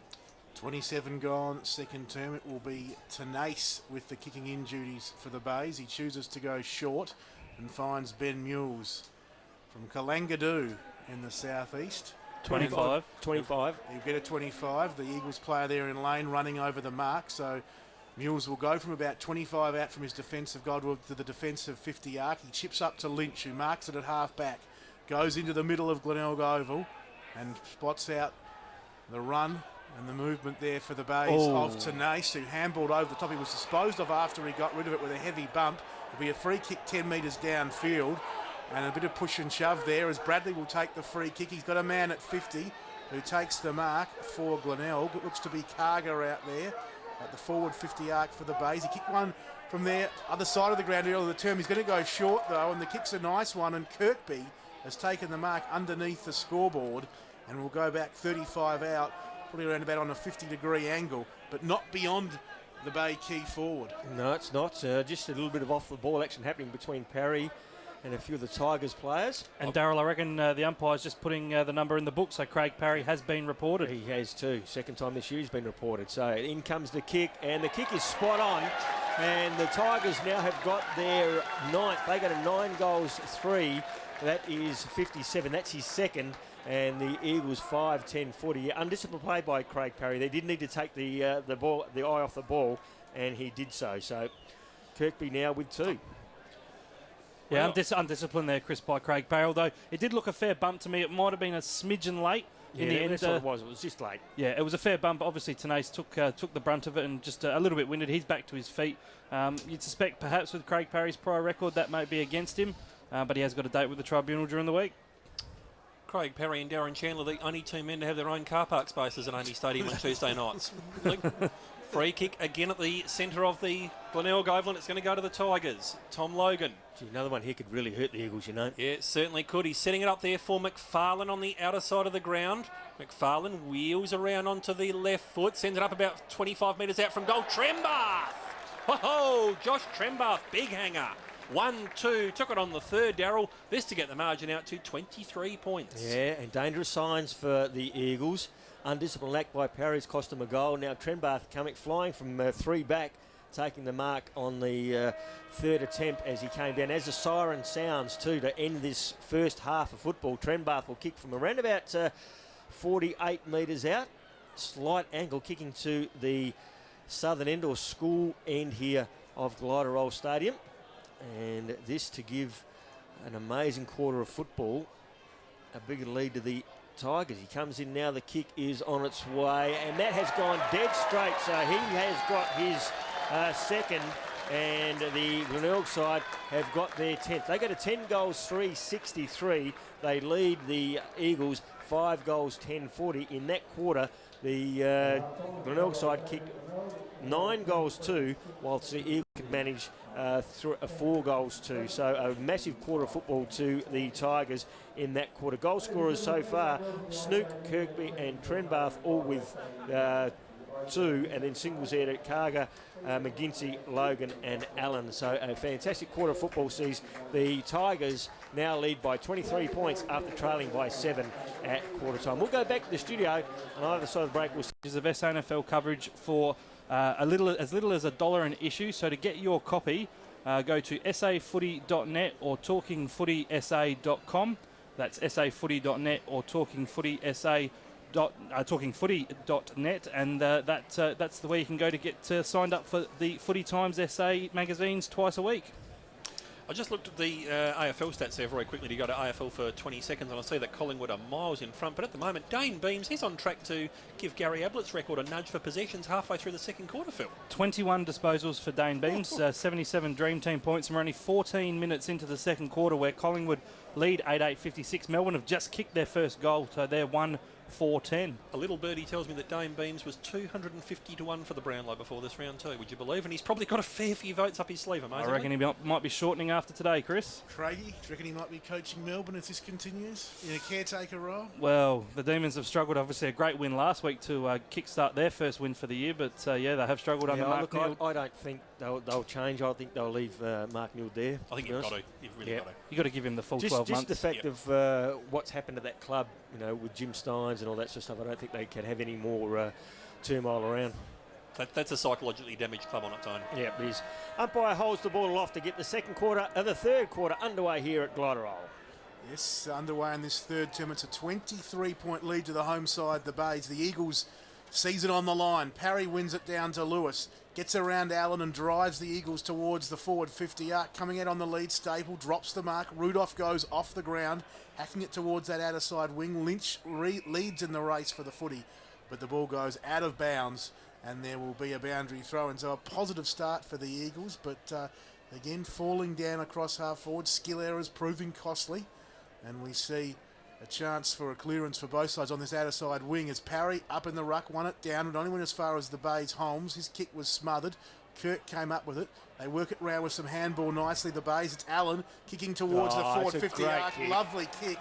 And a nice mark by, to double check this, it is Ben Mules leading out from full forward, 45 out straight in front. Well, Darryl, it seems as though the Glenelg coach Chris Massey has said, well, if they're going to put a former fullback, the Eagles are going to put Ben Grieger into the forward lines. We'll do it with our defender Ben Mules. It's worked for him because he's got a shot on goal. He's going to kick from right on 50 directly in front. And the breeze has dropped right away, so you certainly wouldn't have any problem with the distance, you wouldn't have thought. The kick is on its way, and he has nailed it. So Mules has got his first, and the first of the third quarter goes to the Tigers. They go to 11 goals 3. That is 69. Great kicking by the Eagles, whereas a very, very poor kicking by... great kicking by the Glenelg side, very poor kicking by the Eagles. They are on 5-10-40. Game high, 29-point margin in favour of the Tigers, and a very long way back for the Eagles in this game. You would have to say so. They are certainly starting to leave their run very late for all sorts of things at the moment. So Benny Mules averages a goal about every 7 games at the moment. So I thought you were going to say every 7 seasons. He's not Rod Carter. Now the ball comes out the back there towards Lewis, who gets it off by hand. Running through off half back there is Kane, who's faded out after a bright start. He puts it up into the direction of Jared, who has ridden off the ball legally, says the umpire. Kane goes back in again for a second effort. He tries to farm it out towards Chris Hall. Jared's sweating over the pack, and he's trying to extract the ball. Not going to have anything there, and Harrison Gill emerges with the pill. Harrison, Riley, Shannon, all of these modern names cropping up in the Glenelg lineup. Shows how young they are. Not enough players called Jack or John, I feel. You'd have to agree there, Nicks, I reckon. I do. Parry tries to get the tap down. Gee, clash off the ball there between Jared and Curran was interesting. Yeah, they've been at each other all day. These two. Chris Curran, very underrated member of the Glenelg lineup, I reckon. He really does help structure them up. Jared falls down with a little bit of help from Ty Allen. Umpire just going around and reminding Ty. Curran not underrated by the Glenelg side. Chris is in their leadership group. Yeah, neither he should. So Jared and Allen comparing beards, I would suggest. Jared. Oh, Sikalella. That was absolutely terrible by Sikalella there. It's going to be a free and high there. Gee, Jared and Allen, they really are battling at the moment. Obviously not discussing who's got the best razor. Jared looks to wheel it inboard. That's to the feet of Parry. That's going to set him a task. Goes off by hand towards Day. Day puts it back into Lewis. Not the greatest of handballs. It's to his feet. Glenelg should be able to recover. No. Eagles are sweating numbers back there. He spun around on the tackle there was Raymond. That's going to be holding the ball. Good work from Kirkby. Pops it up towards Davenport. These two try and set up for him. Gets a very unkind bounce, and Sumner bustles him off the ball. Sumner, he's been very good for them in the last 3 or 4 weeks. Puts it further down the line. Gets a good mark from Grokey, leading a long way up the ground. Sumner was calling for it on his outside, and he goes on towards the left foot. Pokes it in towards the back 50. And right on cue, Chris Tarrant takes it in the back pocket. The next link in the chain, John, was almost going to be Daniel Kirk, but Grieger dropped in and filled the hole, as Darryl Smith will tell you. Oh, absolutely shocking kick. Cross goals. It didn't have any power on the kick. Dropped short. And Grieger's marked, and he's going to go back and kick from 25 metres out.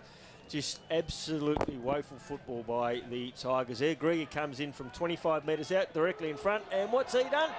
He's kicked it like a fullback. Just snuck through for a minor score. So another behind on the board of the Eagles. They go to 5 goals, 11-41. Glenelg 11-3, 69. Yeah, well, they just can't seem to get the goals going at the moment. There's a young boy who's wandered on the ground to come and get his football, which has gone out there. But he's off, and now we'll see Denise bring the footy back into play. Kicking out there, looking for Logan. Hall gets in the way, though, knocks it down at forward 50 for the Eagles. Handballs off to Jared, who goes searching for Lewis over his head. Allen puts the body in the way. Hall comes in, grabs the footy, well tackled. Umpire watches it carefully. This is my ball. I'll just correct you there, John. That is the ball steward boy down there you're is it? talking about. I wondered why there was this youngster just wandering around on the ground. It's very casual, isn't it, here at the bay? Wesley were watching him happily. Public afternoon. It was the ball steward boy. Well, that makes perfect sense. It's a tad too casual, I must admit. Well done, young fella. As Davenport clears off the line for the base, in towards the middle of the ground, fisted down. Milne in good position. They're in takes here. it front and centre, finds Kirkby at the forward 50. He can run on and kick a goal, Rory Kirkby. But would you believe it? He's missed. You probably would. Away to the right, the Bays 11-4-70. The Eagles 5-11-41. And in this third term, we have travelled 5 minutes. Aaron Day receives it from the kick in. He's looking to try and spot up Jared, but cutting in there is Curran at half forward. Curran pops it in towards the 50, just over the head of Mules. Now it's going to end up in his hands anyway. Oh, he's juggling it. He's dribbling it. He's finally slotted it home there. Player down behind play here is Jared. He's in quite a bad way at the moment, Daryl Swift, but Ben Mules has got the margin now out to 35 points. Yeah, didn't see what happened to Jared, but there's been a bit of incidents with him and Allen, and Allen's not too far away from where Jared was put down, so I don't know what happened there. But Yeah, I did see it, Daryl. Luke Jarrett actually collided with Rory Kirkby, who did get up a little bit properly, but he's wandering back inside the 50. But this looks like a very serious leg injury to Luke Jarrett. He is getting up on his feet now and hobbling towards the boundary. In fact, in a very... it looks very ginger way. Very ginger way, yeah. He's just trying to push it out, but it does look like either a twisted knee or maybe a rolled ankle or something. But I think it's his ankle, mate. Not as serious as what it did first look, I must admit. But Luke Jarrett comes off and Cameron Ellis-Yeoman on. Well, 35 points the margin now. Long way back for the Eagles. 6 minutes gone in the third term. It is indeed a long way back. They need 6 goals just to take the lead. As coming through the middle, rucking and roving was Button, but he wasn't agile enough as Shirley stole it from him, put the Eagles inside 50, but it's battered back towards half-back. Coming through there, Ellis-Yeoman got a handball of sorts to Sumner. Umpires picked out a holding free kick off the ball. Eagles want to take the advantage, but it's not actually... It is their free kick, I believe. Yes, it is. So the advantage not paid, and it will come back here to Cameron Ellis-Yeoman for the Eagles. We're in Guernsey number 16. He chips short to Sikalella. John Simons, the Bay's runner, nimbly getting out of the way there. Spoke to John on Thursday night on the League Team Show, John. Former Glenelg and South Adelaide player. Sikalella from centre half forward kicks it straight onto the chest of Riley Milne at defensive 50.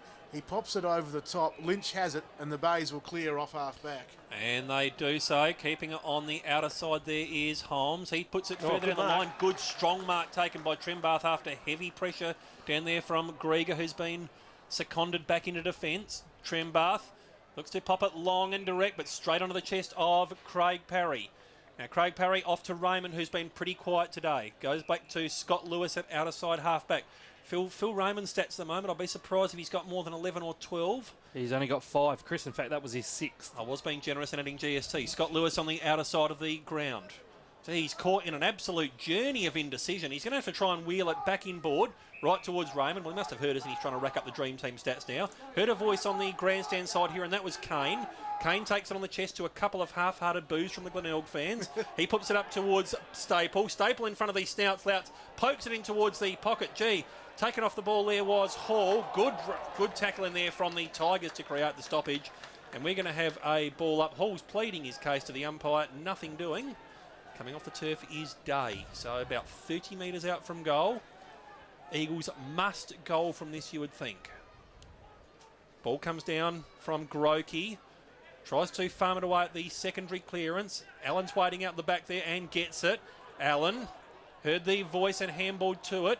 Now it comes back on board. The next link in the chain is going to be the youngster in Carger. He puts it further down the field towards Mules. Mules on the grandstand side wing looking for Kirkby. Good strong mark taken by Trembath, as a matter of fact. So Trembath gets you every time, these two tools, Daryl. But Trembath, you would think, should slot home his third goal. With today's kicking, oh, who knows?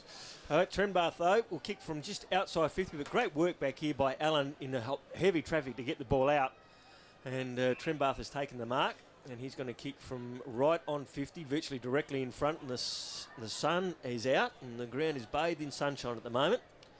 So Trembath to add more pain to the Eagles as he comes in from 52 metres. The kick is on its way, but it's drifting across the face of goal, and it's going to go through for a minor score. So 12 goals, 5 now, 77. That is the Glenelg side. They lead the Eagles 5-11-41. 6 goals exactly, or 36 points. And it will be Mackenzie to bring it back into play for the Eagles. 9.5 minutes gone in this third term. He's at the northern end, the Jetty Road end, and his kick will come off. It's marked by Cully. He handballs there to Raymond. Still in the left back pocket. He brings it out wider to Shirley. 40 from the defensive goal between right back pocket and right half back. Northern end of the ground. The Eagles just not making any ground at the moment. Kirkby on the mark doing the star jumps. There's just nothing upfield for them as Shirley goes backwards to the behind line, and it's Grieger who's kicked looking for Cully has gone over his head. The young man's going to have to do well. He does quite well. He taps it along to Thompson, who can finally clear the zone for the Eagles out towards half back, where a good mark is taken out there by Raymond. He had to juggle it a couple of times as Raymond kicks down the line. Sumner, good grab by him, as Chris Kendall said. He's been good the last few weeks for the Eagles. He plays on, finds power with the big black brace on his right knee. The knee injured earlier in the season. He kicks inside 50, and Goldsworthy takes the mark. He wants to play on. He will do so. Little short pass over the top. Sets the task for Hall. Underneath the time clock in the left forward pocket. He snaps it back. But McGinty is all there on his own for the Bays. He takes the mark and will come out here with a wobbly sort of a kick. Allen and Kirk there, but they both sort of stand and watch. Grokey bustles Kirk over. Boundary throw in right forward pocket. Glenelg by 36 points. It's Kirk knocks Grokey to the ground, and this will be a shot on goal for the Eagles. Yeah, silly play, undisciplined play is going to cost you. Antagonising Grokey got into Kirk, and then he just came back and retaliated, and the umpire's right there. Free kick, John. Well, Grokey will take it. He's up against the fence. He's kicked 1 goal so far, has Grokey, so he's going to kick from around about just inside 50, kicking to the school end here of Gliderol Stadium. And it's going to take his best kick, you'd think. But the breeze going across the ground, favouring the southern end, coming from the south, blowing to the southeast, if anything. Getting the boos from the crowd is Grokey. With his funny run-up for his kicking style. Comes in now. Comes in, the kick is on its way, and he has kicked it, and it's not going to make the distance, and it's just been touched on the line through for a minor score. So the Eagles get another behind. They go to 5 goals, 12-42. Glenelg 12-5-77. Ball comes back in to Logan as the Eagles kicking coach is expected to return from holidays at some stage soon. Davenport, who's pushed right in front of the Snouts and is looking for a 25. It was with Grokey. Nothing doing. Davenport sends it up towards centre half back. Good take. Good strong mark taken out there by Milne. Handballs off towards Rudolph. Rudolph keeping it on that outer side there of the Glenelg over. He's looking for Trembath. Scooping it up there is Sumner. Sumner's been really good today. Probably in one of the best 3 on the ground. Raymond chips it further upfield to Goldsworthy. Goldsworthy handballs on the outer side to a teammate who looks to poke it in up towards the 50. Grokey's in position A and takes it. Good strong mark. He was under pretty heavy pressure out there from Tom Holmes. He's right underneath the scoreboard, which shows Glenelg 12-5-77. The Eagles 5-12-42. He'll be kicking on a fair angle, Darryl. Who knows what's going to happen? Well, you don't know what's going to happen, but the Eagles have actually had the better of Glenelg for the last 5 minutes, but haven't been able to, again, put any scoreboard pressure on them. They've had a couple of shots on goal, but have missed. So Grokey now from around about 35 metres out, probably in a 60-degree angle underneath the station-sponsored Footy E-Times scoreboard, which says the Tigers are leading by 35 points. And is there a time barrier when you're actually having a shot for goal? I know they have one in the AFL. And Grokey certainly takes a fair bit of time. We've got players leading for him now. And Sikalella comes back into the action from the interchange gates. And Grokey comes in now. Gee, takes an enormous amount of time. Kick is on its way, and he has finally got it through. So Grokey has got his second, and the Eagles side now have got their 6. They go to 6 goals, 12-48, still trailing Glenelg 12-5-77. That's on the station-sponsored Footy E-Time scoreboard. John, my understanding is that Ty Allen used to be clean-shaven. He actually grew a beard in the time it took Adam Groki to line up for a shot at goal. It's unbelievable, isn't it? It's something different, I guess. Because they let in the AFL, they allow you 15 seconds, don't they? To have is it 15? Yes. 20, Yes. I think. 20. Yeah. 20. I think they need to introduce it at their SANFL level, particularly for Adam Groki, guys. Gee whiz. 14 minutes gone, third term. That goal just keeping the Eagles in the contest. 29 points the Bays lead by. Eagles have had one more scoring shot. They're 6-12 to the Bays 12-5.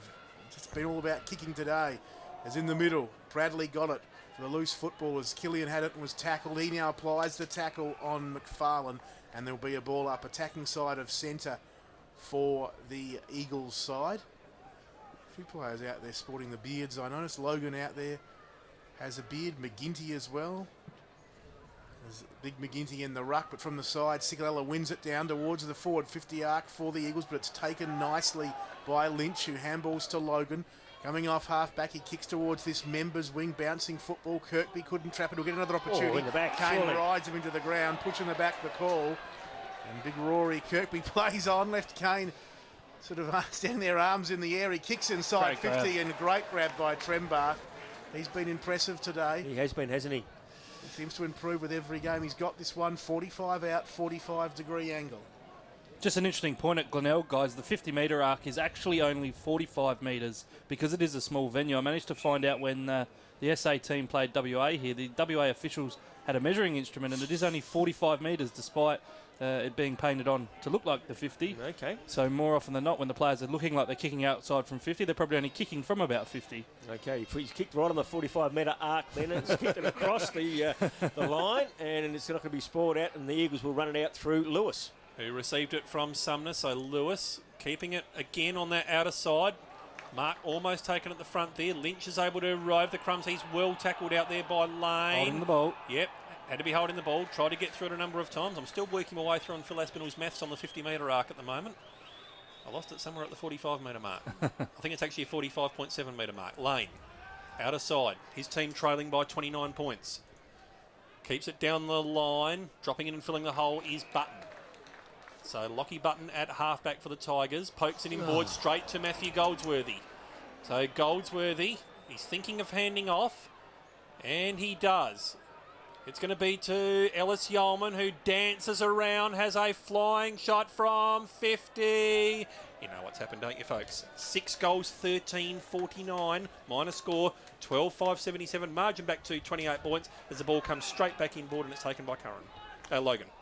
Logan it is from the defensive 45-metre arc. I think we'll end the 45-metre arc jokes there as his kick over the head of his teammate and out of bounds on the full. And Sikalella will take the free. Chips up to half forward where Big Parry takes it. He plays on. Puts it back to the hot spot. Big fly. Hall didn't bring it down. Lane Crum front and centre. The umpire's seen a free kick though. He's paid the mark, I reckon. He's paid the mark, has he? And he's tapping his shoulder. That was why I was unsure. Yeah, yes, he is tapping his shoulder. So it is going the way of Hall, who flew for that mark. Almost brought it down. The umpire felt he was taken high in the process, and he will go back, Darryl, from about 30 out straight in front. Well, to give them any chance, he's got to nail this goal as we come into time on in this third quarter. So Hall from 35 metres out, virtually directly in front, and he has kicked the goal. So the Eagles still a slight chance here at Gliderol. Hall's got his first. The Eagles have got their 7th. They go to 7 goals, 13-55. They trail by 22 points. Glenelg 12-5-77. Glenelg did lead by as much as 35 points during this quarter. They now lead by 22. The player didn't have the final shot, but I just noticed that an Eagles player, he thought it was play on. He went to dribble it along the ground for 30 metres. Darryl, I don't know where on earth this habit has crept in from. I know it's not taught at junior football. So I totally agree. On Saturday at Elizabeth, guys, we saw, I think it might have been Ben Fisher from West Adelaide, run into what would have been an open goal, and from about 40 metres out, he attempted to dribble it along the ground, Chris. Well, it cost St Kilda a grand final. Yeah, too many players looking to make highlights reels and forgetting the bread and butter. Trying to burst his way through as one player who knows about bread and butter, and that's Andrew Bradley for the Tigers. He keeps it on the outer side half forward. Well cut off out there by Raymond. Raymond's ridden into the turf, tries to get the handball away. He's set up on straight away in a tackle. Too high. And Raymond Looks to bring it back in board to Parry at centre half back. So they're starting to get a run on now, the Tigers. Parry chips it over the top. It should set up, you would think, for Ellis Yeoman, and does. Shows them a clean pair of heels, gets onto the left foot. It's going to be a 3-on-1, and Goldsworthy was the unfortunate man in the sandwich. Goldsworthy couldn't quite get it there from Day. Now it's going to be a free kick, though, to Lane, who received it from Day. But now the Tigers should be able to work it out at the stoppage through Davenport, Bradley. Next link in the chain is going to be the player in Curran. Curran brings it on towards the outer side where it's Button. Button's going to go back by hand towards Logan. Logan pokes in board. That's a clever pass straight onto the chest of Tenace, who's faded out somewhat in the last few minutes. Brings it back in board now to Holmes. It's grandstand side. Grandstand side wing. He pokes it further afield. We're taking it on a long lead up the ground is Trembath. Very dangerous. Gets in towards the forward 50. They've got numbers at the back here, the Eagles, and they should work it out through Mackenzie. Raymond. Oh, he's set upon in a bump. It's been too high, according to the umpire. I reckon he just about ducked into that. And the book's coming out. Oh, interesting. That's 2 reports today. Rory Kirkby gets the number in the book. So, high tackle. It was just in the bumping action. He should have actually tackled him, though. That's the what the coaches will be telling you, that you actually tackle because you've got the more chance of getting a free kick. Just ticked on into time on in this third term as the Eagles trail the Bays by 22 points. Raymond comes out towards half-back. His kick fisted out of bounds, and there'll be a throw-in for the Eagles. Yeah, Phil Raymond coming off with the blood rule, John, as a result of that, I guess, incident with Rory Kirkby. He's got a bit of blood coming from above the right eyebrow by the looks of it. Do you reckon there's much chance of Perry and Kirkby sharing a car to the tribunal? And they'll park in Darren Chandler's spot. Left half forward is where the footy is. Left half forward. That is for the Bays, who lead this contest by 22 points. We just wait for the restart after, as Phil Aspinall told you, Raymond coming from the ground with the blood rule. Parry works his way into the front position, but it's Shirley, second man up, who won the ruck hit out. Holmes takes it, though, for the Bays. Gives to Allen. Not too high. Yeoman bustles Allen out. His arm was just heading up towards shoulder height, and the umpire said, well, we'll let it go. Boundary throw in. Left half forward for the Bays. 21 minutes gone, third term. They lead by 22 points. As from the bounce down, Bradley comes away. Desperation from Shirley, sees the kick go nowhere. Tenace picked it up, he was tackled, and there'll be a bounce just outside this forward 50 arc here. Northern end of the ground for Glenelg, or at Glenelg, the end that Glenelg are kicking to, as we see Parry versus Button in the ruck. Button, strongly built guy. Parry, perhaps a little taller, wins it down in the ruck. Allen's got it. He sort of passed it off to Davenport. Davenport there on hands and knees. Again, we see the stoppage right on the arc of 50 as we've gone 21 and a half minutes in this third term. It's Glenelg 12-5-77. The Eagles 7-13-55. The Eagles have fought their way back into the contest in the last 15 minutes or so. Parry gets the tap down. Ellis Yeoman was dispossessed. Now it ends up with Curran. Curran wheels on towards the handball. Brings it back in the 1-2. The next player in the motion is Logan. Logan unloads from 50. Kicks on its way. Drifting across. Wrong side of the post. Minus score. 12-6-78. Eagles 7-13-55. 23-point margin here at the 22-minute mark of this third term. It'll be Lewis. He kicks to himself and runs out into the left back pocket. Kicking long then out towards left half back out of side. One-on-one contest there. Ball clears the players' heads. Goldsworthy will run back onto it first, though, for the Eagles. He takes it, has a bounce, has another as he runs through half forward. 60 from goal. He chips inside, and the mark is taken by Garoki. 40 out, straight in front. Big kick for Garoki. Big kick for the Eagles. Allow 60 to 90 seconds for the run-up. Yeah, certainly does. He takes a run-up longer than Dennis Lilly, doesn't he? You got time to go and make a cup of tea if you're listening at home. Yeah, so Garoki to... Actually, we should time it to see how long he actually does take. All right, let's do it. So he said probably about 5 seconds already. So Garoki coming in from around about 48 metres out he'll kick from. 23 points the margin. The Eagles need this to get themselves any chance. Comes in from right on 50. The kick is on its way and he has kicked it straight. So Garoki now has got his third and the Eagles still a chance. They go to 8 goals 13, 61. They trail by just 17 points now. Glenelg 12 goals 6, 78. The Eagles coming back. After an 18-second run up there from Adam Grokey, it was veritable lightning compared to the rest of the day. Yeah, that was a quick one compared to others, wasn't it, Chris? He must have RPH going on headphones down there. Yes. The pressure's on. Well, the Eagles are certainly back in this game, guys. Absolutely. This centre break is going to be vital now. 17-point margin. Eagles have had 3 more scoring shots. As going into the ruck is young Killian and his debut. And he gets the tap down. He was looking for Scott Lewis, who just overruns it slightly. Going to have a pack situation. They're calling for holding the ball now, the Eagles. Nothing doing. Tiger player at the bottom of the pack. Assisted there by Allen. That was Tenace. He's going to have a secondary ball up. McGinty and Killian. McGinty gets the tap down. It was hacked away only as far as Sumner, who gets it off by hand. Looking for Goldsworthy. Sikalella goes in to lend support. Bottom of the pack there again is the Tigers. We're going to have another ball up for Aspinall. Yeah, you mentioned Byron Sumner plenty of times throughout the call, Chris. He's been really impressive today. 14 disposals, 3 clearances, 2 inside 50s. Just seems to run and carry too. That's the most important thing for them. That's what they need at the moment, the Eagles. They've got to start running and backing themselves. Tigers playing a really impressive brand of football. The umpire's sweating over this pack. He's going to call another ball up.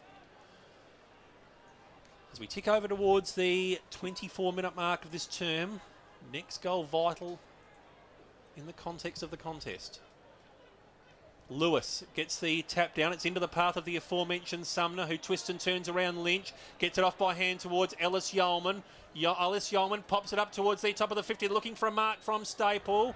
Good punch in there from the Tigers. Player right into the ground there was Logan. Trying to scoop it back out now in the direction of Grokey are the Eagles. Good tackle in there on Killian, and we're going to have a ball up about 25 metres out from the Eagles' goal, trailing by 17 points. So the umpire readies himself to bounce the football down, as Chris Kendall told you, about 25 out from the Eagles' goal. Another goal here would be so important, as McGinty tackled, just got the handball out in the nick of time. Running onto this one is Grokey. Handball's out in front of Lewis. Here's a chance. His handball set lane the task. Tackled well by Logan. Ball in dispute now. 25 out from the Eagles' goal in that right forward pocket.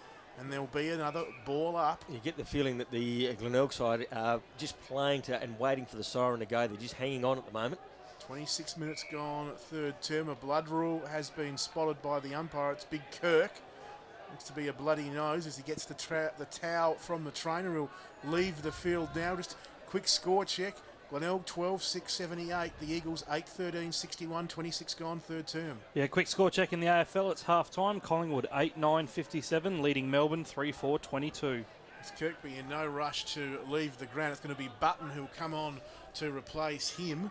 Kirkby holding the towel to the nose as Big Button lumbers down into that forward 50 arc at the southern end of the ground. He's down there now to take up the ruck duties, which he will do for the Bays. He'll be up against Grokey in this contest as the umpire whistles time on and prepares to bounce the football. As from the side, it's Sikalella winning it down only as far as Rudolph, who grabbed it and kicked it out towards half-back, but it's Kane taking the mark for the Eagles. Carger on the mark for Glenelg, jumping up and down, jumping jacks. At the moment, as Kane, not too sure where to go, decides to go short inside 50. Sikalella had about 4 Tigers to beat, and in the end, he's been infringed. In fact, it's Sikalella or Staple. Take your pick. It's going to be Staple. And he will go back with a very big shot on goal. He's about 45 to 40 metres out, tucked right around in the right forward pocket at the southern end, the playground end, right up against the fence. Big kick in the context of the game, Darryl Smith. He can't play on now that the siren has sounded. Exactly right. So Staple has already kicked 2, and this to bring the ball game back to a 2-goal game. And Staple comes in, and he has missed it to the near side. So behind on the board to the Eagles. They go to 8 goals, 14-62. They still trail Glenelg 12-6-78. So that is a 16-point ball game in favour of the Tigers. They did trail by 7 points at quarter time. They led by 23 at half time, but they now lead by 16 points at 3/4 time. 12-6-78. That is the Tigers. They lead the Eagles 8-14-62. Goal scorers for Glenelg. I said off air that I thought the Eagles just looked like they might come back and really put this one to the Tigers, and it wouldn't surprise me if the Eagles get up and have a win here, but I haven't seen Luke Jarrett back out at the huddle, so they're going to be down to 1 man. So I'm not going to sit on the fence too much more. I'm going to stick with my original tip and go the Tigers. And he's a big loss, Luke, Jarrett. Exactly. His leg was actually so delicate they couldn't get him into the rooms. They tried a couple of times and he kept shaking his head and going back into the bench when he originally came off. So I wonder if that's quite a nasty one. It did look serious at the time, didn't it? It certainly did. So we'll find out about that more as the week rolls on. I dare say you'll have that on the league team show on Thursday night, Phil. What will be the response to that injury will be? Yep, absolutely. This Thursday night, myself and Grant Coffey will all the action from 8 p.m. till 9 p.m. League teams, you hear them first on the footy show. League team show with Phil Aspinall and Grant Coffey every Thursday night. Well, season defying for the Eagles. They need to do something right now. Otherwise, it is going to be the Tigers. And same with the Tigers. They know that if they can beat the Eagles here, it probably ends their season. So we want to give the Eagles a second chance. So everything for the Tigers to play for as well. Interesting to see Big Kirk in consultation with one of the umpires. He came off late in that third term with the blood rule. His nose still looks a little bit red. It might be the fact that they've actually, without getting too graphic, stuck tissues up the nose to stop the bleeding, and those tissues are a bit red. And I think that's what the umpire was discussing with him. Okay. Or some kind of material. Gauze is perhaps what they probably used to stop the bleeding. And so we'll keep an eye on him. He's run down to full forward. They normally use another product to stop the bleeding, but it's normally used at a different end of the body. Well, quite true too. Underway in this final term. The Eagles' season on the line. They trail the Bays here at Glenelg Stadium by 16 points. Can they overrun the Tigers? As it's one down by Button, straight to Shirley. Hurried kick towards half forward, bounced off the chest of Ellis Yeoman.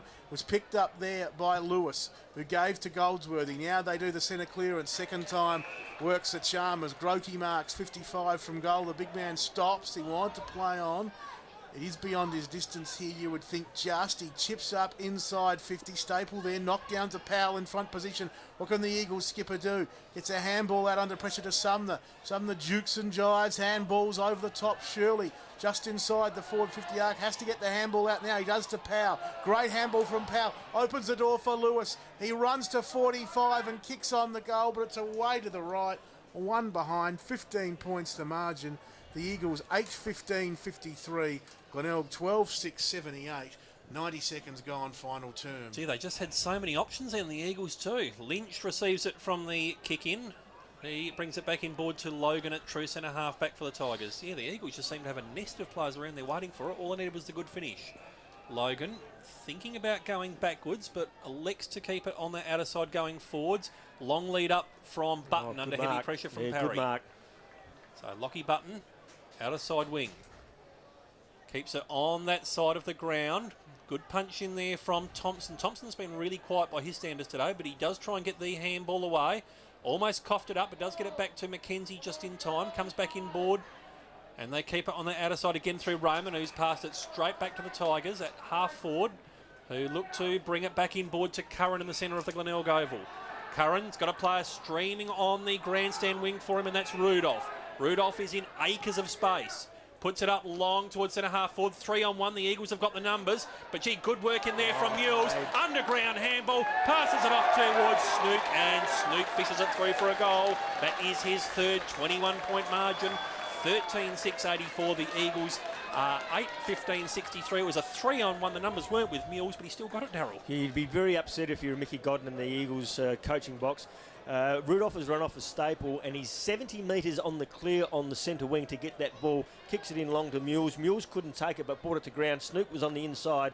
The underground handball, as you heard Chris Kendall say, enabled Snook to run into an open goal and kick his third goal. But you'd be very, very disappointed with Staples' effort there in chasing down Rudolph. I know Mick Godden was very upset because I've only got about 2 inches of plywood separating me from his box, and I heard a big thump of the bench there, guys.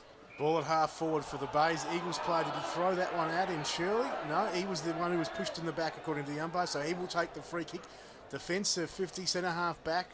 Really the same position here at the Bays. He drives towards this club room, so when Curran got a hand on it, got a fingertip on it, but at the back, Sumner grabs it. He can run Sumner, has a bounce, runs to 50, kicks long towards the goals, but pushes it away to the right.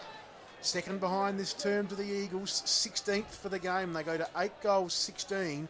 That is 64. The Bays 13-6, 84 on the station-sponsored Footy Times SA scoreboard.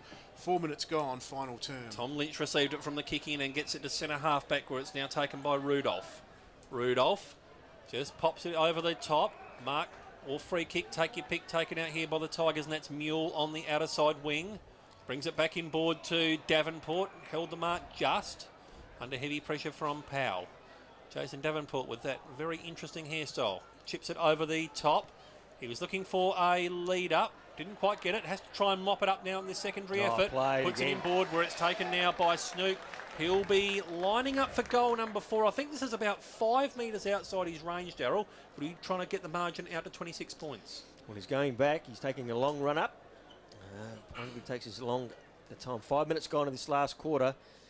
And it's a 20-point margin in favour of the Tigers, 84-64. Snook will kick from right on 50. The kick is on its way. He's got underneath. It's going to lob in the goal square. Can anyone up there take a mark? No, they can't. But he's forced over the boundary line, and a throw will take place deep into the attack of Glenelg. I've really liked Ben Mules in the forward line in the second well. half, guys. He's just created a contest, kicked a couple of goals, but he's just proved to be a really big target up in attack. 20 points the margin, the Bays lead. Another goal here you think would almost, not quite, but almost do it for them. As Shirley, though, for the Eagles. Resolute in defence, gave to Raymond. Now it's Goldsworthy running through half back. He spotted up Day. Kirk from the side. Free to give away the free kick. Yep. He did. And it will come back to the former Bay player, Aaron Day. Last game he played for this club was in the reserves. It was a premiership a couple of years ago. He drives the ball long to that forward line, but it's the third behind in the first 5 minutes of this final term to the Eagles. They go to 8-17-65. Glenelg 13-6-84. Lockie Button takes it at centre half back from the kick in. Keeping it again on the outer side of the ground, the Tigers. Well, they can only blame themselves, the Eagles, can't they? 17 behinds. Absolutely. Mark almost cut off out there by Goldsworthy. Leading in the race for the ball, relatively speaking, is Parry. Too high. Yep, does catch his Glenelg opponent who came in second in Mules. Too high. So Mules, outer side of the Glenelg Oval, leading by 19 points. Got to start moving the ball forward. He's showing the ball up high for some sort of signal. And then he kicks it up high. And indeed he does. Now looking down there for Kirkby. Working at the front of the pack now is Lynch. Lynch gets a lightning fast handball back towards a teammate. Puts him under a fair bit of pressure now. It's with Davenport. It's been called a throw, so it's going to be a free kick to the Eagles, I should say. On the outer side with Goldsworthy, who wheels in on that left foot. Spots up Ellis Yeoman in the middle, who goes off by hand towards Lewis. Lewis unloads a handball into the 50 to Day. Day, he's trying to pick up a teammate. It's a 4-on-1 again here, and the Eagles have got the numbers. Good bump in there from Sumner on the one Glenelg player. He's down, but they have managed to create the stoppage, the Tigers. Young Riley McFarlane down, Chris. Yeah, Riley McFarlane, real courage there, Darryl. It was a tough hit, wasn't it? Tough hit. Like his namesake in the 70s, of course, who the Snouts Louts are named after, John McFarlane. Call him Fleecy. Ball's going to be balled up 55 metres out from the Eagles' goal. Parry goes up there with McGinty, comes down towards Lewis. Lewis pops it in towards the top of the square, wrong side of the post again. 8-18-66, 13-6-84. Glenelg, bad kicking, horrible football, John Nankville. As Rudolph brings it back into play, 7 minutes gone, final term. 18 points is the margin as Holmes comes towards half back with the mark taken by Button. 18 points that the Bays lead by. As Button goes short. Great kick. It was a lovely kick and it picked out Logan right in the middle of Glider Roll Stadium. He can go inside 50 and Ben Mules, this defender, is turning into a very nice forward in this second half, takes the mark. 45 out, 45 degree angle, and well, as we approach 8-minute mark of this final term, he can go back. There's a Bay player off the field in a bit of trouble. I think it might be young McFarlane. Yeah, it is. It looked like he's got some rib injury problems there, guys. So, but Benny Mules will come in from around about 50 metres on that outer side of the ground. We'll kick from, and he comes in now. The kick is on its way, and that has gone dead straight. And the umpire's only moved to put up the 2 fingers, so Mules has got his third, and Glenelg now have got their 14th. They go to 14 goals, 690. They lead the Eagles 8-18-66. So a 24-point margin. going to be a tough ask for the Eagles now.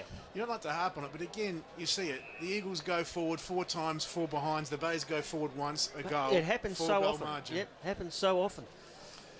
As in front of us, former Sturt coach Luke Norman looks like he's leaving for the day. Sitting a few spots up from him was Crow's assistant Mark Bickley a few minutes ago. So, cast of SANFL and AFL celebrities here today.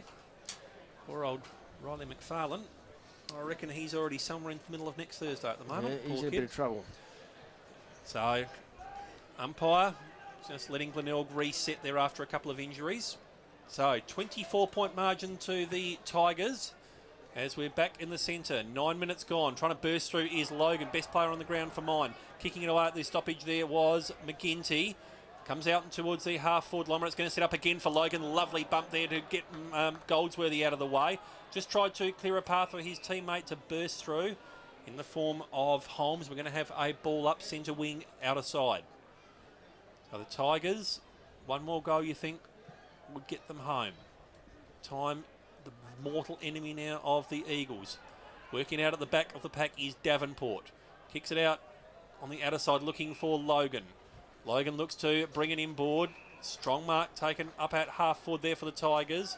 They bring it inboard. It's going to sit at the back of the pack here. Sliding mark taken down there for the Tigers. That is Kirkby. And in doing so, unfortunately, he's taken out one of his teammates there behind the play, Phil Aspinall. Looks to be Karga, I reckon. Yeah, they're taking each other out a fair bit here, Glenelg. They've had a few big body clashes, and yeah, it is Karga, I think, just taking a while to get back up to his feet, John, but he looks to be okay. And Kirkby now to really put the nail in the coffin, one would think. If he can nail this, he's 30 metres out, virtually directly in front. And Rory Kirkby, who has kicked 2 already. He has now kicked 3, and that is just about the ball game, guys. 15 goals, 696. They lead the Eagles 8-18, 66. 30-point the margin, remembering that the biggest margin for the day has been 35 points, so it's going to be a long ask back here for the Eagles now with 10 minutes gone of this final quarter. Yeah, I think it's season done for the Eagles in terms of even getting to finals. And guys, we were speaking off air before the start of the game. Chris, who was the last team that was premiers the following season ended up winning the Wooden Spoon? That would have been Glenelg, 1934 to 1935, I would say. There's a magnificent smell of a hot dog filters through the door. Now, Smithy, have you just snuck out for a couple of minutes? No, well, I have, but I've just got the crowd figures, guys. 4,647, so good crowd. Good crowd, yep. Yeah, no, good to see. As we were just talking about that earlier in the game, before the game, as 11 minutes gone, final term, the Bays come out of the middle. McGinty, rucking and roving, kicks them inside. 50 players taking each other out from all angles. It's picked up by Bradley. He snaps at the sticks, talking for something magical. It's not going to happen. It's out of bounds on the full, and the Eagles will take the free kick. The Bays by 30 points, as we see the past players group sitting there in that left forward pocket at the southern end. They'll be enjoying this at the moment, the Glenelg past players. As the Eagles come towards defensive 50, and it's Goldsworthy taking the mark. Hands off to Raymond. Big handball from Raymond into the middle of the ground to Sikalella, who handballs back to Raymond, right in the centre circle, tackled. Holmes now puts the pressure on Sikalella, causes a turnover. McGinty got a handball of sorts out. Ellis Yeoman grabbed that. He also got a funny little handball out, which went to Powell, who was double teamed and taken to ground. And there'll be a ball up attacking side of centre for the Glenelg side. They lead by 30 points, 15-6, 96. The Eagles 8-18, 66. 12 minutes now gone in this final term. As in the ruck, the very unlikely Goldsworthy wins it down for the Eagles. Logan picks up, Powell tackles him. Not before he got a handball off to Allen. And now it's with Lynch, who kicks towards this member's wing. Flying high, Karga, McKenzie with him. The Eagles skipper trying with every ounce, every fibre he's got to keep it in. He couldn't do so. Boundary throw in right in front of the interchange gates here at the Bay. Glenelg by 30 points. We've gone 12 and a half minutes in this final term. Game high margin was 36 points. The Tigers were at the 9-minute mark of the third term, but you would suggest it's not far from getting back to that. Allen's kick was picked off at the stoppage at half-back, and now it's with Kane after receiving it from Thompson. Looks to go long and direct up towards centre half-back. That sums up the Eagles' disposal today. Lynch cut it off and handed off to Tenace by hand. Tenace looks to poke it in towards that 50. The back of the pack here, and wheeling around is Kirkby having a shot. Or is that Trembath? Kicks on its way. Didn't he get pushed after he kicked it as well? I reckon he was, and that was Trembath. Minor score, 31-point margin. You're quite right there, Darryl. Well, we've seen a couple of unusual umpiring decisions this round. I mean, you get pushed in the back, it's a push in the back. You've got to pay a free. It doesn't matter if he's already kicked the ball. So Thompson loads up from the defensive goal square, kicks long out to half back for the Eagles. Flying high was Lynch. He recovers nicely. Then in the end, the Eagles' pressure saw him dispossessed in the tackle. On hands and knees is Kane to see his head poking out rather desperately, rather forlornly from underneath that pack of Bay players. And in the end, Davenport, the last man up, hands the ball back to the umpire. 13 and a half gone, fourth term. It's Glenelg 15-7-97. The Eagles 8-18-66. Ellis Yeoman up in the ruck on his own. Actually won the ruck hit out and then took the ball and kicked out of bounds on the full. So the Bays will take the free kick. Just a quick AFL score update. The D's fighting back a little bit. 15 minutes into the third term. Collingwood 66. Melbourne 44. 42 rather. Davenport from half forward. Umpire just whistling time on. He'll chip short to the arc of 50. We're on the lead. It's Trembath. Thompson spoiled him at the back. Shirley links up with Day, and the Eagles go in towards the middle of the ground. Staple wrestling there with Proud. The latter, the Bay player Proud, got it out to Tenace. He kicks really almost just to find touch, and it's out of bounds. Outer side wing. 14 gone. Fourth term, the Bays by 31 points. The Eagles have really got to throw caution to the wind here because their season is slipping away. What they've got to do is go long and direct as quickly as they can. None of this short stuff now. Just throw it into their forward 50 as many times as they can. I reckon they've got to put Mark McKenzie onto the ball too, just to try and give them some sort of spark there. Good tackle out there on Snook by Lewis at half forward for the for the Tigers, I should say. We're going to have a ball up 15 minutes in. That's part of the thing with the Eagles. The lineup's been very much the same from the opening bounce. I reckon they've just got to throw the magnets in the air and see where they land. Tap down. So the advantage of Thompson, who wheels through traffic and gets the handball off. Now he's going to get it back in a 1-2. He's going to get a free, is it also? No, it's going to be a free kick to the Tigers off the ball. That's going to be to Rudolph, who pumps it in long and hard towards the forward 50. Good punch at the back of the pack there from the Eagles. Now it's going to be with Ellis Yeoman, who wheels through traffic. I wouldn't mind seeing him get an AFL game at some stage, Ellis Yeoman. He's looking out there for Grokey, playing a long way up the ground. He handballed off towards Hall. Gets it back now towards Sumner. Goes over the top towards Grokey on the outer side of Glenelg Oval. 17 minutes gone.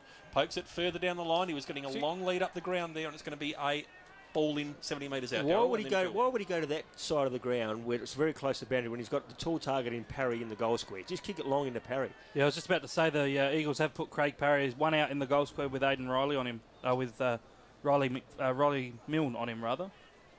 Tigers should be able to clear it away from the stoppage. It comes in towards the middle of the Glenelg Oval. It's to the advantage of the Eagles, if anything. Just getting the handball away was Chris Kane. The Eagles player taken high. That's going to be a free kick, and that's going to go to Luke Thompson, who's been very quiet today by his standards. Thompson in the middle of the ground. Chips out here towards the wing, almost in danger of another turnover. We've seen that happen a bit today. And in the end, the Bays will come up with it, though. Bradley's handball. Karga has to work hard to get it in the end. Ellis Yeoman sort of knocks it out only as far as Curran. Well done. Who gives to Gill. Very nice skills from Gill, who gave to Button, who comes towards the wing where Bradley has the football for the Bays. 18 gone in this final term. Glenelg lead by 31 points. Kirkby takes the diving mark at half forward. Chips it up as casual as you like into the arms of Logan. He's marked just inside 50 on about a 45 to 40 degree angle. And the game almost going almost in slow motion now. You just can't see any way now, Darryl, the Eagles getting back into this, no matter what Logan does with this kick. No, certainly not. 31 the margin at the moment. And Logan, as Phil Aspinall has told us, will kick from right on the 45-metre arc here at Glider Roll Stadium, which is bathed in beautiful sunshine. So, magnificent day, winter's day here in Adelaide. So Logan comes in now from around about 45 metres out, 45-degree angle, and that is game, set and match. The Logan has kicked his second, and the Glenelg have got their 16th. They go to 16 goals, 7, 103. They lead the Eagles 8-18-66, and that is a game high 36 points. Well, stick a fork in the Eagles, they're done. For the season. Tom Logan has probably stamped himself 3 Magarey medal votes with that goal, however. Yeah, he's played well today, hasn't he? 37-point game high margin now. 23 touches, 10 marks, 8 clearances to go with Logan's 2 goals, Chris Kendall. Tenace has been pretty good for the Tigers as well today. Ball's in the centre. Trying to burst his way through there is Robert Shirley. Gets it off towards Raymond, who just tries to clear it out of the centre circle. Centre square goes up to the direction of Hall. Hall has a flying shot from 35 metres out. Minor score, 8 goals, 1967. Glenelg, 16 goals, 7, 103. And John, when historians look back on this game, they'll assume there was a 50 km/h breeze going to one end of the ground. 19 minutes gone, final term. Logan brings the footy back into play, finds his teammate and Proud in the left back pocket, southern end. He chips to Holmes from defensive 50. He kicks to Kirkby. Loves to take the sliding, diving mark, Kirkby does on this occasion, before driving the ball further up the wing. And the Bays have it there on the outer side of the ground. As Carger goes in short there to Tenace, gets it back and now running through Lynch. Chips into the middle of the ground. Bradley linked nicely there. And Milner is putting the Bays inside 50. Allen, knocked away from him by Chris Kane, came down to Day. And the Eagles now can work it out through handball. Thompson over the top to Sumner. Handballing back to Killian. And just a bit too hot. And the ball goes out of bounds about 60 metres round from that Glenelg goal. They lead by 36 points. 8-19-67 the Eagles. Glenelg 16-7-103. We've just ticked on the time on in this final term. As in the ruck, Killian for the Eagles, but it's Ellis Yeoman winning it down from on the side there. Taken by Raymond, deep in his defensive 50 to Thompson, to Sumner. They're going back to try and go forward, the Eagles, as Kane eludes the Bay player's tackle. Kicks out towards half-back. Will Lane mark it? He won't, and in fact he won't even manage to get there before it goes out on the full.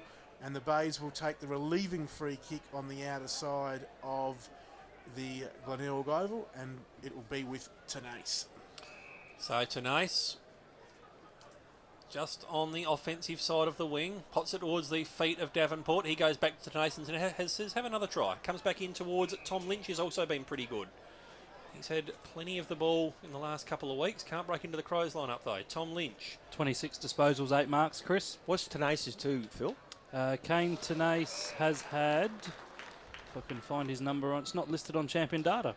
Okay. So apparently he doesn't exist. Ball goes long and direct in towards the forward line where it was almost cut off there by Phil Raymond, yet they have paid the mark. So that's an even better effort for Glenelg. They've won with one less player on the field. No, it's just updated. He is on there now. He's had 11 disposals and 2 clearances. Oh, I thought he had more than that. So would I. Eagles keeping it on the outer side again through Sumner, who I think has easily been the Eagles' best today. Shows them the pill and keeps it on the outer side of the ground. Looking for a strong mark in front there from Staple. So Staple brings it back in board to Sikalella. Sikalella in the centre of Glenelg Oval. Kicks it out long, looking for Goldsworthy, who spots it up at half forward. Goldsworthy gets on towards that trusty left foot, kicks on its way. Chris Hall takes the mark. So Hall, he's lining up on about a 45-degree angle. Darryl, unfortunately, the way they're kicking, it wouldn't matter if he was at the top of the square at the moment. No, you did right. He's already kicked one, has Hall. He's going to kick from around about 45 metres out, 45-degree angle. But all too late, she cried. As the Eagles are trailing by 36 points, the kick is on its way, and guess what? He's missed. Another one. So 18 goals, 20, 68. They trail by 35 points. The Glenelg side, 16-7, 103. 22 minutes gone, final term. Close to a victory for the Bays. They will win, and they'll quite happily take it slow as the ball is with Lynch in the right back pocket. Holmes has dropped in short for him, tight on the boundary line, but he'll ignore that and kick to half-back true, where Milne makes the lead. Fisted away from him. Logan, who's been in everything today, got a little kick forward, smothered by Sikalella, who now thinks about getting the handball out. He goes backwards in the end, finds Sumner, one of the better players for the Eagles today. He kicks them towards half for well done, Holmes, getting in there and spoiling what was almost a certain mark to Shirley. As that's what I like about Holmes. He's a good attacking player, but he's got that defensive side about him too. He lays the tackles. He puts those last little 1% efforts in. Yep. Even though the game is obviously over and the Bays will win, still going 100% as Ellis Yeoman from the stoppage at half forward. He handballs off to Sikalella. He goes inside 50 lane. Can he pick it up at bootlace level? He can. One sock up, one sock down. He kicks back to about 40 from out from goal, and Staple will take the mark in that position, 40 out straight in front, and at the 23-minute mark of the final term with his side trailing by 35 points, he will go back and have a shot on goal. There's Staple, who kicked 2 early goals. Has been well held by Rudolph today. And Rudolph set up a goal when he ran off Staple in that third quarter. And we heard Phil Aspinall say that Mickey Godden wasn't happy because you could hear the banging on the bench in the room next door. So Staple now will kick from around about 45 metres out. Drop punt's on its way, and again, another miss. So 8 goals, 21-69. They trail Glenelg 16-7, 103. And that is an absolutely disgraceful effort from the Eagles today in their kicking for goal. Yep, certainly is. Tigers bring it straight back in at the stoppage from Karga, and a very quick transfer. It's already up at their half-forward line. That's been a trademark of their play today, but Day relieves off half-back now for the Eagles. Staples at the back, tries to get the punch in. That was good work there. Surely dispossessed illegally was Rudolph. Umpire disagrees.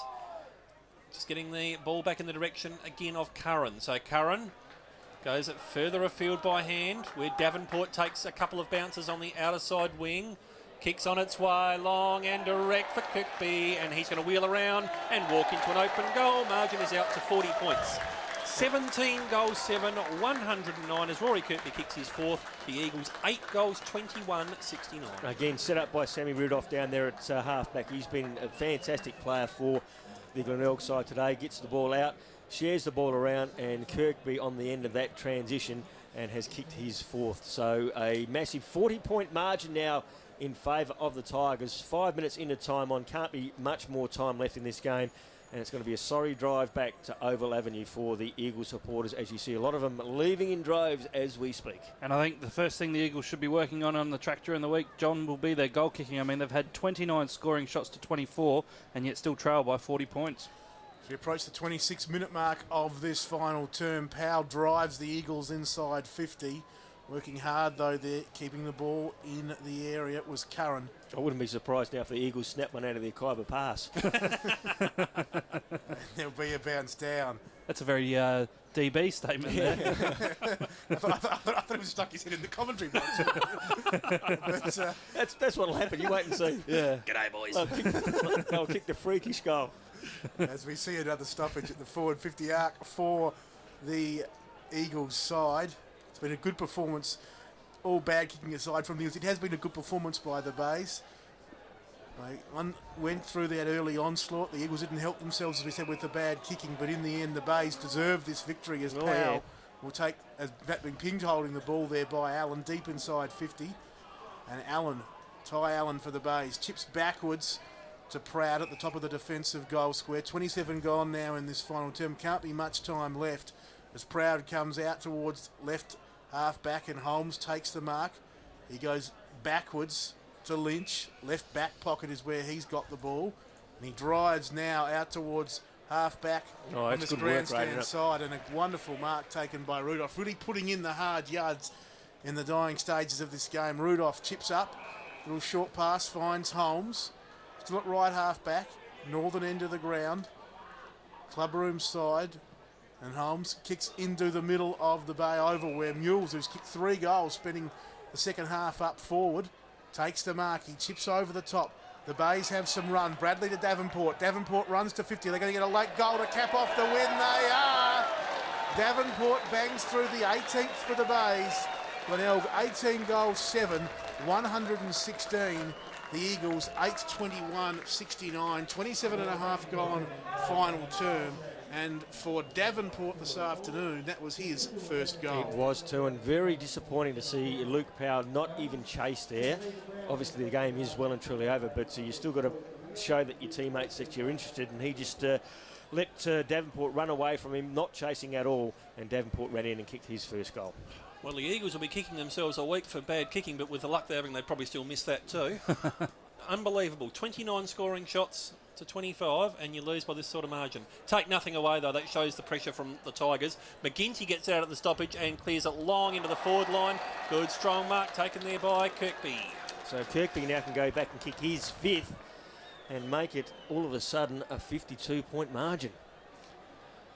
Amazing stuff. So Kirkby now from 25 metres out directly in front. As the siren sounds, the Tigers will win the game. The margin now, will it be 47 points or 52 as he comes in, point blank range, and it is a miss. So 47 points the margin, And the final score sees Glenelg 18 goals 8, 116, defeating the Eagles 8-21-69. And that's on the station-sponsored Footy E-Time scoreboard. Goal scorers for the Glenelg side.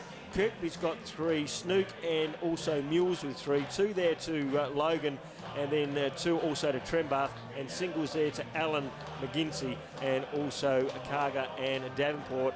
For the Eagles, Groker got 3, 2 there to Staple, and then singles there to Lewis, Greiger and Hall. So in the final analysis of the game, in the final quarter, when the Eagles needed to make a charge, all they could manage was just 7 behinds.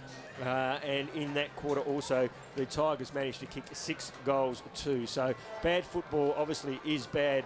Bad kicking is bad football, and the Eagles today didn't have their kicking boot on, kicking 1 goal 8 in the first quarter and 7 behinds in the last. What we'll do is we'll quickly go back to the studio and we'll come back here and wrap up on Queen's Birthday Holiday Game of the Day on 5RPH, where it saw the Glenelg run out victors by 47 points. You're on RPH Football with Phil Aspinall, John Nankerville, Chris Kennell and Darryl Smith. All right, guys, you right to do that? Yeah, mate, yeah. So, What the hell are they booing the umpires for? They're booing the umpires. What